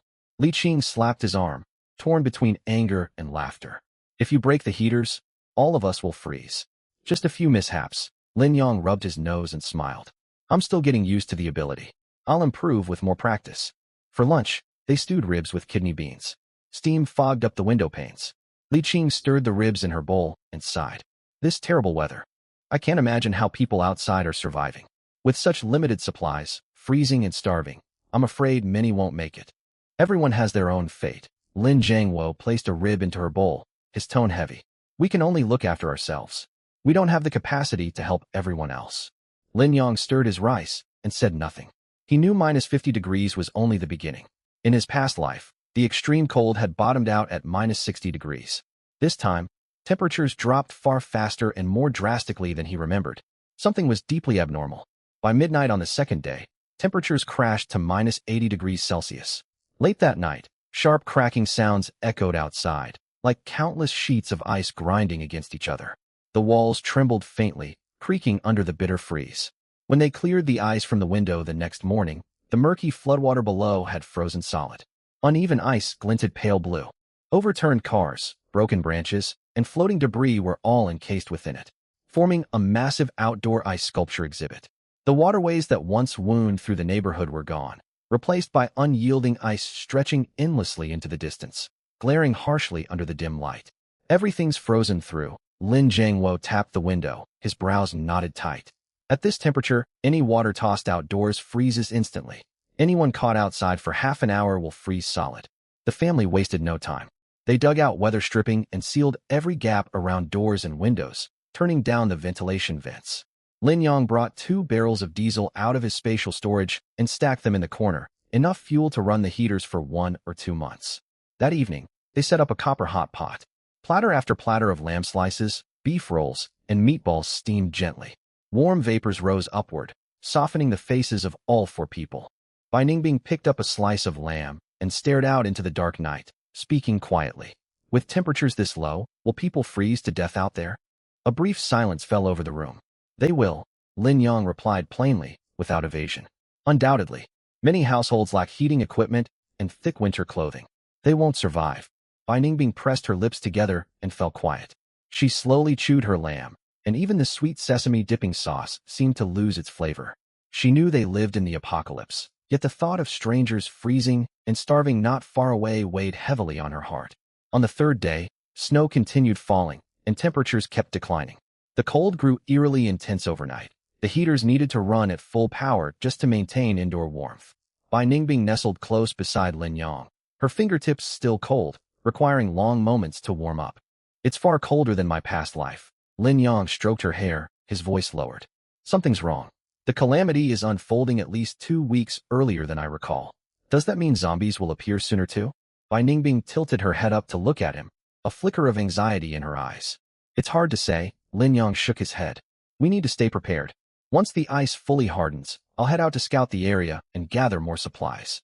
On the fourth morning, the snow finally stopped. Pale sunlight spilled across the sky. The sun hung high, yet it emitted no warmth. Its light reflected harshly off the ice, stinging anyone who looked out.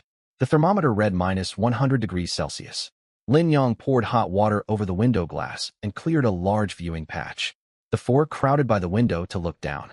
The ice was as hard as steel. Footsteps would barely leave a mark. The quiet neighborhood stirred at last. Unit doors creaked open one after another, and people stepped out bundled up tightly. Some wore thick cotton coats and trousers, while others lacking warm clothes wrapped themselves in two quilts, exposing only their eyes, resembling stuffed rice dumplings. Every face was tinged purple from the cold. Frost coated their eyebrows and eyelashes, and the white mist from their breaths crystallized into tiny ice particles the moment it left their lips. No one spoke. Everyone hunched over, shuffling slowly toward the neighborhood exit. Each step was taken cautiously.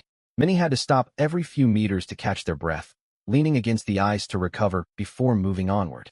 A young man wearing only thin shoes stumbled after walking barely dozens of meters and collapsed onto the ice. He struggled repeatedly, yet failed to stand. Passers-by glanced at him once, but no one halted. They continued forward without pause. Li Qing turned away and sighed, her eyes growing watery. It's heartbreaking. Lin Jiangwo held an unlit cigarette between his teeth, his brows tightly furrowed. In all his decades of life, he had never witnessed such bizarre weather. Snow falling in midsummer, temperatures plunging to -100 degrees. It truly felt like the end of the world. Bai Ningbing gently gripped Lin Yang's sleeve, her fingertips icy, and said nothing. Sympathy had slowly faded into heavy silence. A weight pressed against her chest. She knew their family lived safely indoors, and she understood how brutally others suffered outside, yet she could do nothing. Opening the door to offer aid was impossible. Saving one person would draw dozens, hundreds more to their doorstep, and eventually endanger everyone inside the house. That sense of powerlessness stung worse than enduring the cold herself. Lin Yang stared at the staggering figures moving across the ice, his gaze as heavy as frozen stone. This is only the beginning, he said steadily.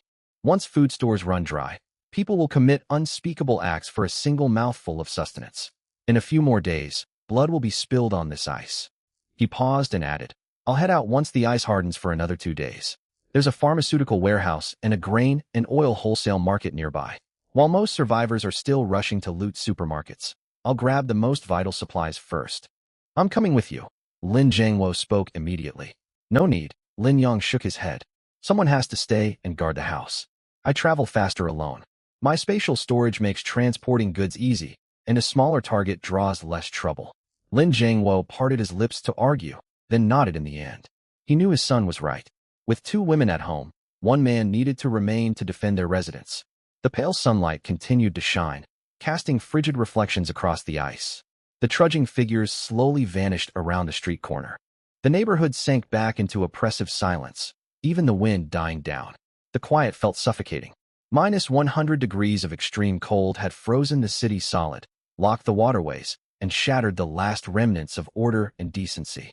The diesel heaters inside the house hummed steadily, and warmth lingered from the hot pot they'd shared. The 4 stood by the window, none of them uttering a word. 2 days later, the ice had fully hardened. Footsteps struck the rigid surface without leaving so much as a faint white indentation. Temperatures of -100 degrees had turned the entire city into one massive block of ice. Pale morning sunlight glinted sharply off the frozen expanse. Every inhalation sent freezing air stinging down the throat. Lin Yang stood in the entryway, fully equipped. Thick down parka, snow boots, goggles, a handgun, and a Tang Dao strapped to his waist, and a backpack filled with spare batteries and high-calorie energy biscuits. He was wrapped from head to toe, only his eyes visible. Watch your step on the ice, and take it slow. Li Qing stuffed 2 packs of hot milk tea wrapped in an insulated bag into the side pocket of his backpack. If you can't find supplies, come straight back. Don't get into fights with strangers. We already have plenty stored here. We don't need more. Bai Ningbing stepped forward and handed him a pair of extra thick, cold-resistant gloves, her fingertips brushing lightly against his hand. Stay safe. Come back soon. Her eyes were reddened, filled with the same worry she'd shown the last time he ventured outside. Don't worry. Lin Yang ruffled her hair, patting her gently over the glove. I'm hard to kill.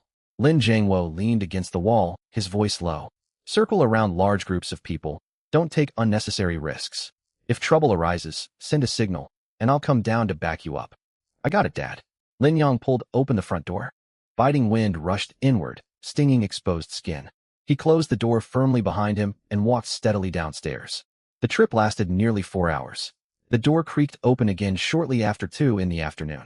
Lin Yang brushed snow off his body and stepped inside. His backpack hung empty, and his expression was grim. It's no use. He tossed his coat onto a chair and rubbed his frost-numbed hands. The pharmaceutical warehouse and grain wholesale market were completely emptied. Even the shelves have been stripped bare. Not a single crumb left on the ground. Large groups must have swept through the area long before me. At -100 degrees, everyone understood supplies meant survival. Survivors rushed outside desperately to scavenge, leaving no opportunities for him to pick over leftover goods. It's fine if they're empty. Li Qing quickly brought him a mug of hot ginger soup and pressed it into his hands. What matters most is you returning safely. We have enough provisions stored to last years. We don't need anything extra. Exactly, Lin Jiangwo nodded. We didn't hold out much hope anyway. Consider it a scouting mission. Bai Ningbing brought over a hand warmer and placed it softly in his palms. Warm your hands. You must be freezing. Lin Yang sipped the ginger soup. Heat slid down his throat, bringing welcome relief. He set down the cup and suddenly spoke. We can all head to the suburban woodland this afternoon. What for? Li Qing looked confused. To practice our abilities. Lin Yang tapped his fingertips against the table. We're limited practicing indoors. Always afraid we'll burn the house or flood the floors. The outskirts are deserted. We can train freely. We can also scout the wilderness and see what conditions are like out there. We can't stay cooped up indoors forever. Lin Jiangwo thought briefly and agreed. Sounds good. I can test whether my fireballs have grown more accurate. Bai Ningbing nodded as well. I'll come too. I want to try sprouting seeds buried beneath frozen soil. They set off immediately. All four bundled up tightly, locked the apartment, and headed downstairs. Scattered scavengers wrapped in quilts shuffled across the ice. When they saw the four traveling as a group, the strangers stared with curiosity and caution, yet none dared approach to speak. The walk toward the city outskirts unfolded along silent frozen streets. Storefronts were encased in ice, icicles hanging from signs, and cars trapped within the ice like sculptures. Snow dust whipped against the goggles with every gust of wind. Cold crept beneath collars, though their thick parkas kept the worst of it at bay. After 40 minutes of walking, they entered the suburban woodland. Everything in sight was blanketed white. Heavy snow weighed down pine branches, coated in translucent rime ice that glittered under the faint sunlight. The forest was unervingly quiet. No birds sang. Only the crisp crunch of boots on snow broke the stillness. The air was frigid yet clean, carrying the sharp scent of pine needles, far more pleasant than the stale, foul odors lingering within the city. We can train right here. Lin Yang picked out an open clearing and set down his backpack. Everyone can test your abilities freely. There's no one around to worry about burning trees or melting snow. The group split apart to experiment individually. Lin Jiangwo aimed fireballs at a dead tree. At first his flames darted wildly, but he gradually gained control, launching fist-sized fireballs that slammed into the trunk and charred black craters into the wood. He grew more adept by the minute, tension easing from his face. Li Qing squatted beside a snowdrift and practiced melting snow into water. Water flowed from her fingertips, laced with ice crystals the instant it formed in the bitter cold. Slowly adjusting her rhythm, she learned to guide the stream to circle the snow pile and retract it without spilling a single drop. Bai Ningbing knelt on the ground, pressing her palm against the frozen earth and focusing to awaken dormant grass seeds. Moments later, tiny green shoots poked through the snow, vivid against the white landscape. Her eyes lit up, brimming with a strong sense of accomplishment. Lin Yang stood in the center of the clearing, purple electric arcs flickering at his fingertips. What began as faint, crackling strands of electricity slowly coalesced into a thumb-thick bolt of lightning. The blue-purple glow cast a cold hue across the snow. He flicked his wrist, and the arc cracked against a tree trunk as thick as a bowl. The bark instantly blackened and split, with shards and snow foam spraying everywhere, leaving a charred wound that cut deep into the timber. The power exceeded his expectations. He dispelled the lightning, his fingertips tingling. Thunder-type abilities packed immense destructive force, yet they drained mental energy rapidly. After barely more than 10 minutes of practice, his temples throbbed sharply. After catching his breath, he gazed out at the snow-covered mountains and suddenly had an idea. He spread his consciousness, enveloping vast stretches of snow and frozen ice beside his feet. With a single thought, a huge chunk vanished from the white snowdrift. The ground lay bare, as if a massive bite had been taken out of it, not a single shard of ice left behind. He did not stop. He swept along the forest clearing, drawing in snow, solid ice, and even sharp frozen icicles into his spatial storage. Though hundreds of thousands of tons of ice and snow seemed overwhelming, they occupied merely a small corner within the boundless space, neatly stacked away. Yang, what are you doing? Li Qing dismissed her water stream and walked over. She stared at the bare patches of earth exposed in the snow, thoroughly confused. Lin Zhengwo and Bai Ningbing also drew near, not understanding why he bothered gathering snow. Saving it. Lin Yang clapped his hands, his tone resolute. This brutal cold is no accident. It stems from the meteorites. Debris and special particles blasted into the atmosphere blocked sunlight, sending temperatures plummeting into this extreme winter we're enduring. Once the dust gradually settles, those particles will trap heat instead. Then an extreme heat wave will arrive. Temperatures could soar above 50 or 60 degrees Celsius, turning the world into a steaming oven, with no reprieve even at night. He kicked a block of ice at his feet and added, "This snow and ice seem useless now, but they'll become priceless later. Melted, they provide fresh water. Stored indoors, they cool the air far better than any air conditioner. If we stock up enough, when others fight over dirty melted snow water, we'll even be able to enjoy ice pops." The three fell silent. Extreme heat? They had barely survived temperatures dozens of degrees below zero. And now they would face scorching heat next? Bai Ningbing pursed her lips. Wouldn't that be even harder to endure? It will be tough, but preparation makes all the difference. Lin Yang smiled. With all this ice, we can place basins of it inside our shelter to stay cool. We won't struggle for drinking and cooking water, unlike outsiders scrambling for contaminated meltwater. Lin Zhengwo nodded in agreement. You always think ahead. In the end times, every extra preparation adds another chance to live. Li Qing sighed. This terrible weather torments people to the brink. Thankfully, we stockpiled supplies in advance. Otherwise, we would suffer alongside everyone else. Mid-conversation, a sudden rustle erupted from the nearby shrubbery. A gray shadow darted out across the snow, moving swiftly, its long ears standing straight upright. It was a plump wild hare, likely driven out by hunger to search for food. It had not expected anyone in the woods. Terrified, it fled frantically deeper into the forest. A hare. Li Qing's eyes lit up. Live game was incredibly rare amid this freezing snow. It looked plump, and stewing it would taste wonderful. Don't let it escape. Lin Zhengwo reacted fastest. He hurled a small fireball that exploded half a meter in front of the hare, bursting into sparks and forcing the creature to swerve abruptly. Li Qing followed immediately, launching a thin jet of water that froze into a slick sheet of ice where the hare stepped. Its paws slipped, and it stumbled, nearly tumbling over. Bai Ningbing twitched her fingertips. Slender vines burst from beneath the snow, silently coiling around the hare's legs. The rabbit strained violently but could not break free, twisting in panic on the spot. Lin Yang walked forward with a faint smile and flicked a faint arc of electricity from his fingertips. A faint sizzle echoed. The hare's body stiffened instantly. It collapsed straight onto the snow, kicking twice before falling still, its ears twitching faintly, stunned by the electric shock. The whole sequence unfolded seamlessly. The four moved in perfect harmony. Everything finished in less than 20 seconds. Wow. Lin Zhengwo stepped forward, lifted the hare, and weighed it. It tipped the scales at nearly 2 kilos, well fed. This will make a fine feast tonight. Braised or stewed? Half braised, half simmered in soup. Li Qing beamed. Add vermicelli, and it will smell amazing. Bai Ningbing knelt down and poked the hare's soft ear, curiosity in her eyes.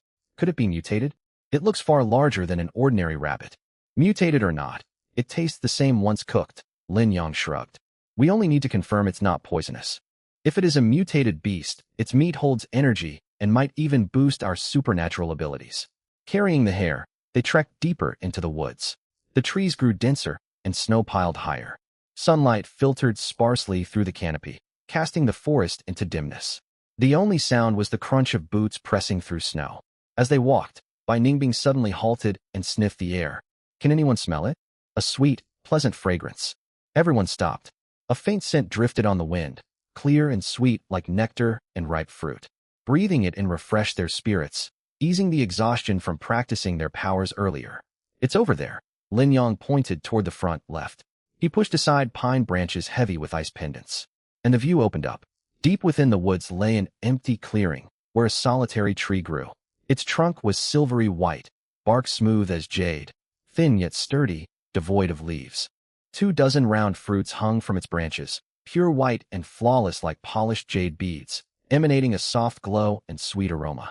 Against the snow-white woodland, its pale hue stood purer and more radiant, carrying an otherworldly aura. A mutated plant. Lin Yang's gaze sharpened. He stepped forward briefly, then paused. Be careful, do not get too close. Some mutated plants are venomous, others attack actively. Lin Zhengwo stepped half a pace forward, shielding Li Qing and Bai Ningbing behind him. A small flame flickered in his palm as he stood guard vigilantly. 30 seconds passed, yet the tree remained motionless. The fruits hung quietly, and the fragrance grew stronger. Lin Yang studied it closely and reached a conclusion. It should bear spirit fruits. It poses no threat. Excitement edged his voice. I heard tales of these in my past life. Mutated plants emerge in the wild after the extreme cold passes. Their fruits purify supernatural energy and expand energy reserves. Training for half a month cannot match the benefits of one fruit. Bai Ningbing's eyes sparkled. That powerful. Our luck is incredible. Indeed. Lin Yang smiled. These treasures are extremely rare. Meteor radiation paired with extreme cold stimulated its growth. Few places can spawn something like this. He did not rush to pick the fruit. First, he picked up a branch and prodded the trunk from a distance. Nothing happened. No venom sprayed, no vines lashed out. It was merely a tree bearing precious spirit fruit. Only then did he approach carefully and pluck the fruits one by one. The fruit felt cool and smooth in his palm, akin to warm jade, and its fragrance intensified, soothing every inch of his body. 23 fruits total. Lin Yang counted them all and wrapped them in clean cloth. We'll share them back home. Do not eat more than one at a time. Too much energy at once could overwhelm our bodies. We'll save the rest to break through supernatural bottlenecks later. As soon as the cloth bundle was stored inside his space, Lin Yang looked at the silver tree and had another thought. His space contained fertile black soil rich in spiritual energy. If he transplanted this tree inside, he would have a steady supply of spirit fruit forever. Far better than harvesting all the fruit and leaving nothing. He placed his palm against the cold trunk, focused his will, and attempted to envelop the entire tree, including the frozen earth surrounding its roots, just as he did with inanimate objects. With a thought, the silver trunk shimmered faintly. Roots and frozen soil slowly faded away. In the blink of an eye, the whole tree vanished from the snow, leaving behind a circular pit wisping thin white steam. Lin Yang closed his eyes to sense conditions inside his space, and a smile tugged at his lips. It worked. The silver fruit tree stood firmly planted in the black soil of his space. The earth naturally settled around its roots. The branches that had looked slightly wilted out in the snow instantly perked up, their silvery sheen brighter than before. It was thriving. Where did the tree go? Li Qing blinked.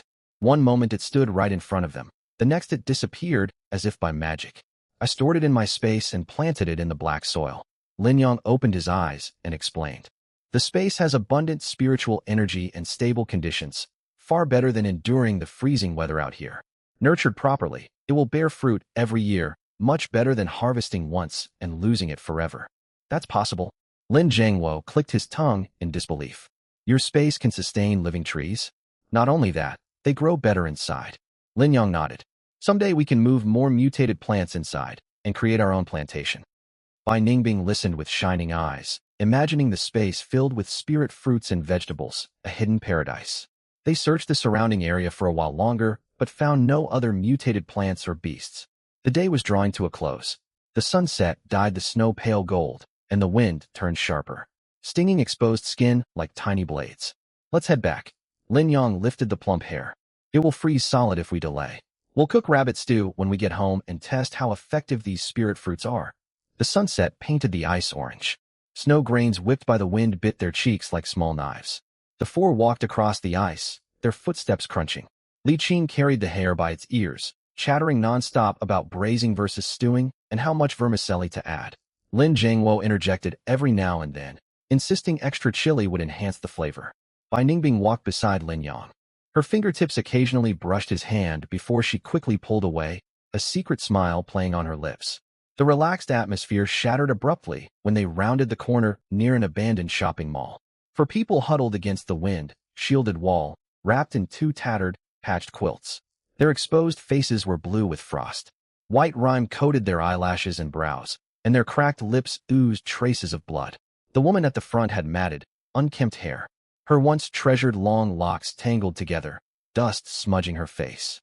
She wore a faded pink down jacket worn thin, with a torn cuff spilling cotton batting. Her feet held two mismatched single shoes, her toes purple from cold as she shivered beneath the quilt. They lifted their heads at the sound of footsteps. The woman's eyes lit up abruptly, like a starving wolf spotting meat. Lin Yang. She threw off the quilt and scrambled to her feet, stumbling forward. Her legs had grown numb from prolonged cold, and she nearly crashed onto the ice, catching herself against the wall. It was Lu Ruyan. Lin Yang paused, his gaze turning icy. Behind her stood her parents, Lu Cheng and Wang Hong, alongside her idle younger brother Lu Ming. All four were gaunt, sunken-eyed and sallow, as if they had not eaten properly for days. They bore no resemblance to their formerly prosperous selves. Lin Yang, it really is you. Lu Ruyan rushed before him, her voice trembling with tears. I knew you survived. Can you spare some food for us? We haven't eaten a proper meal in 3 days. My brother is starving. She tilted her face upward. Tears streaked through the dust on her skin, leaving dark trails, a thoroughly wretched sight. Most people would soften at such a scene. Yet all Lin Yang felt was biting cold as he stared at her face. On the day the previous base fell, this same tearful face had smiled as she shoved him into a horde of corpses. She had then linked arms with another man and stolen all the supplies he had stockpiled, never glancing back. Lin Yang. Lu Cheng stepped forward, trying to adopt the dignified tone of an elder. Though shaking violently from the cold, his voice remained stern. We were neighbors in the same residential complex. You once dated Rian. Now our family suffers hardship. Helping us is only right. Hand over a few packs of instant noodles and bottles of water. It costs you nothing. Wang Hong burst into tears and sat on the ice, beating her thighs. What a tragedy. This terrible weather. Xiao Ming has fainted twice from hunger. Young man, show mercy and accumulate good karma. We will repay you someday. Lu Ming lingered at the back, his eyes fixed greedily on their backpacks. He swallowed hard and shouted aggressively. Exactly. You're well dressed, so you must have plenty of food. Sharing with us costs you nothing. My sister dated you once. Don't be ungrateful. The family traded lines in perfect unison, acting as if Lin Yang owed them a debt if he refused food. Li Qing frowned and moved closer to Lin Yang, whispering, You know them? Enemies from my past life. Lin Yang replied flatly, without emotion. They betrayed me once and nearly got me killed. At those words, Lin Zhangwo tensed instantly, stepping forward to shield Li Qing and Bai Ningbing, watching the family warily. Bai Ningbing quietly clutched the hem of Lin Yang's coat, looking up at him without speaking, her gaze full of trust. Lin Yang had no desire to waste words on them. If his family were not present, and he sought to avoid bloodshed, he would have left this family frozen solid on the ice long ago. Sparing their lives was already the greatest mercy he could offer. Move aside. 2 words, cold as shards of ice. Lu Ruyan froze, clearly unprepared for such unyielding harshness. She bit her lip and stepped closer, reaching out to grab his arm, her tone softening with entreaty. Lin Yang, I know I was wrong before. Let me apologize. I was foolish back then. Just give us food. I will do anything you ask. She hoped pleading gently would sway him, as it always had in the past. But she forgot that the Lin Yang before her was no longer the fool who catered to every one of her whims. Lin Yang dodged her hand, disgust clear on his face, as though she were something filthy. Do not touch me. He stepped forward, ignoring the family entirely. Stop right there. Wang Hong scrambled up from the ice and spread her arms to block his path, screaming hysterically. How can you be so heartless? It's only food. We are starving. How can you live with yourself, refusing to help? Yeah, what makes you special just because you have supplies? Lu Ming jumped forward, pointing his finger. My sister was blind to date you. You will get what's coming to you. Lu Cheng frowned and added fuel to the fire. Young man, do not be arrogant. In this world, more allies mean more paths to survival. Do not burn every bridge. If you feed us today, we may prove useful later. The family blocked the road, shouting louder by the second, wielding moral accusations as if Lin Yang had committed an unforgivable sin. Lu Ruyan stood in the background, her eyes lowered, not stopping her family. A faint smile tugged secretly at her mouth. She knew her parents' tantrums always forced Lin Yang to yield. It had happened every time they quarreled before. Lin Yang halted and slowly turned around. His expression remained blank, yet his gaze turned frigid enough to freeze everything. He had intended to ignore them and leave them to fend for themselves. Yet some people insisted on provoking trouble. Push things too far. He spoke slowly, his voice low yet carrying biting chill. I have not left you to be eaten by wild beasts out on this ice. That is mercy enough. Lu Ming prepared to shout back, but Lin Yong shot him a glance sharp enough to cut steel. He shrank backward, swallowing the words stuck in his throat. A jolt of unease shot through Lu Ruyan. The Lin Yong before her was nothing like the man she remembered. Still, she refused to concede. She gritted her teeth and stepped forward. Lin Yong, are you truly going to be this ruthless? Silence. Lin Yong cut her off. Faint purple electric arcs crackled between his fingers, the blue, purple glow striking against the sunset. Block my path again, and words will be the least of your troubles. The air turned stagnant. Cold wind swept snow grains across the ice, carrying piercing chill. Watching the lightning dancing at his fingertips, Lu Cheng and Wang Hong paled and stepped back instinctively. Even without seeing its power, they recognized this was no ordinary trick. Lu Ruyan stiffened, her lips trembling, unable to utter another word. She suddenly realized she had never truly understood the man standing before her. Lin Yong saw no reason to waste more time. He tilted his chin upward, his gaze icy. This is your final warning. Leave, or you will remain here forever.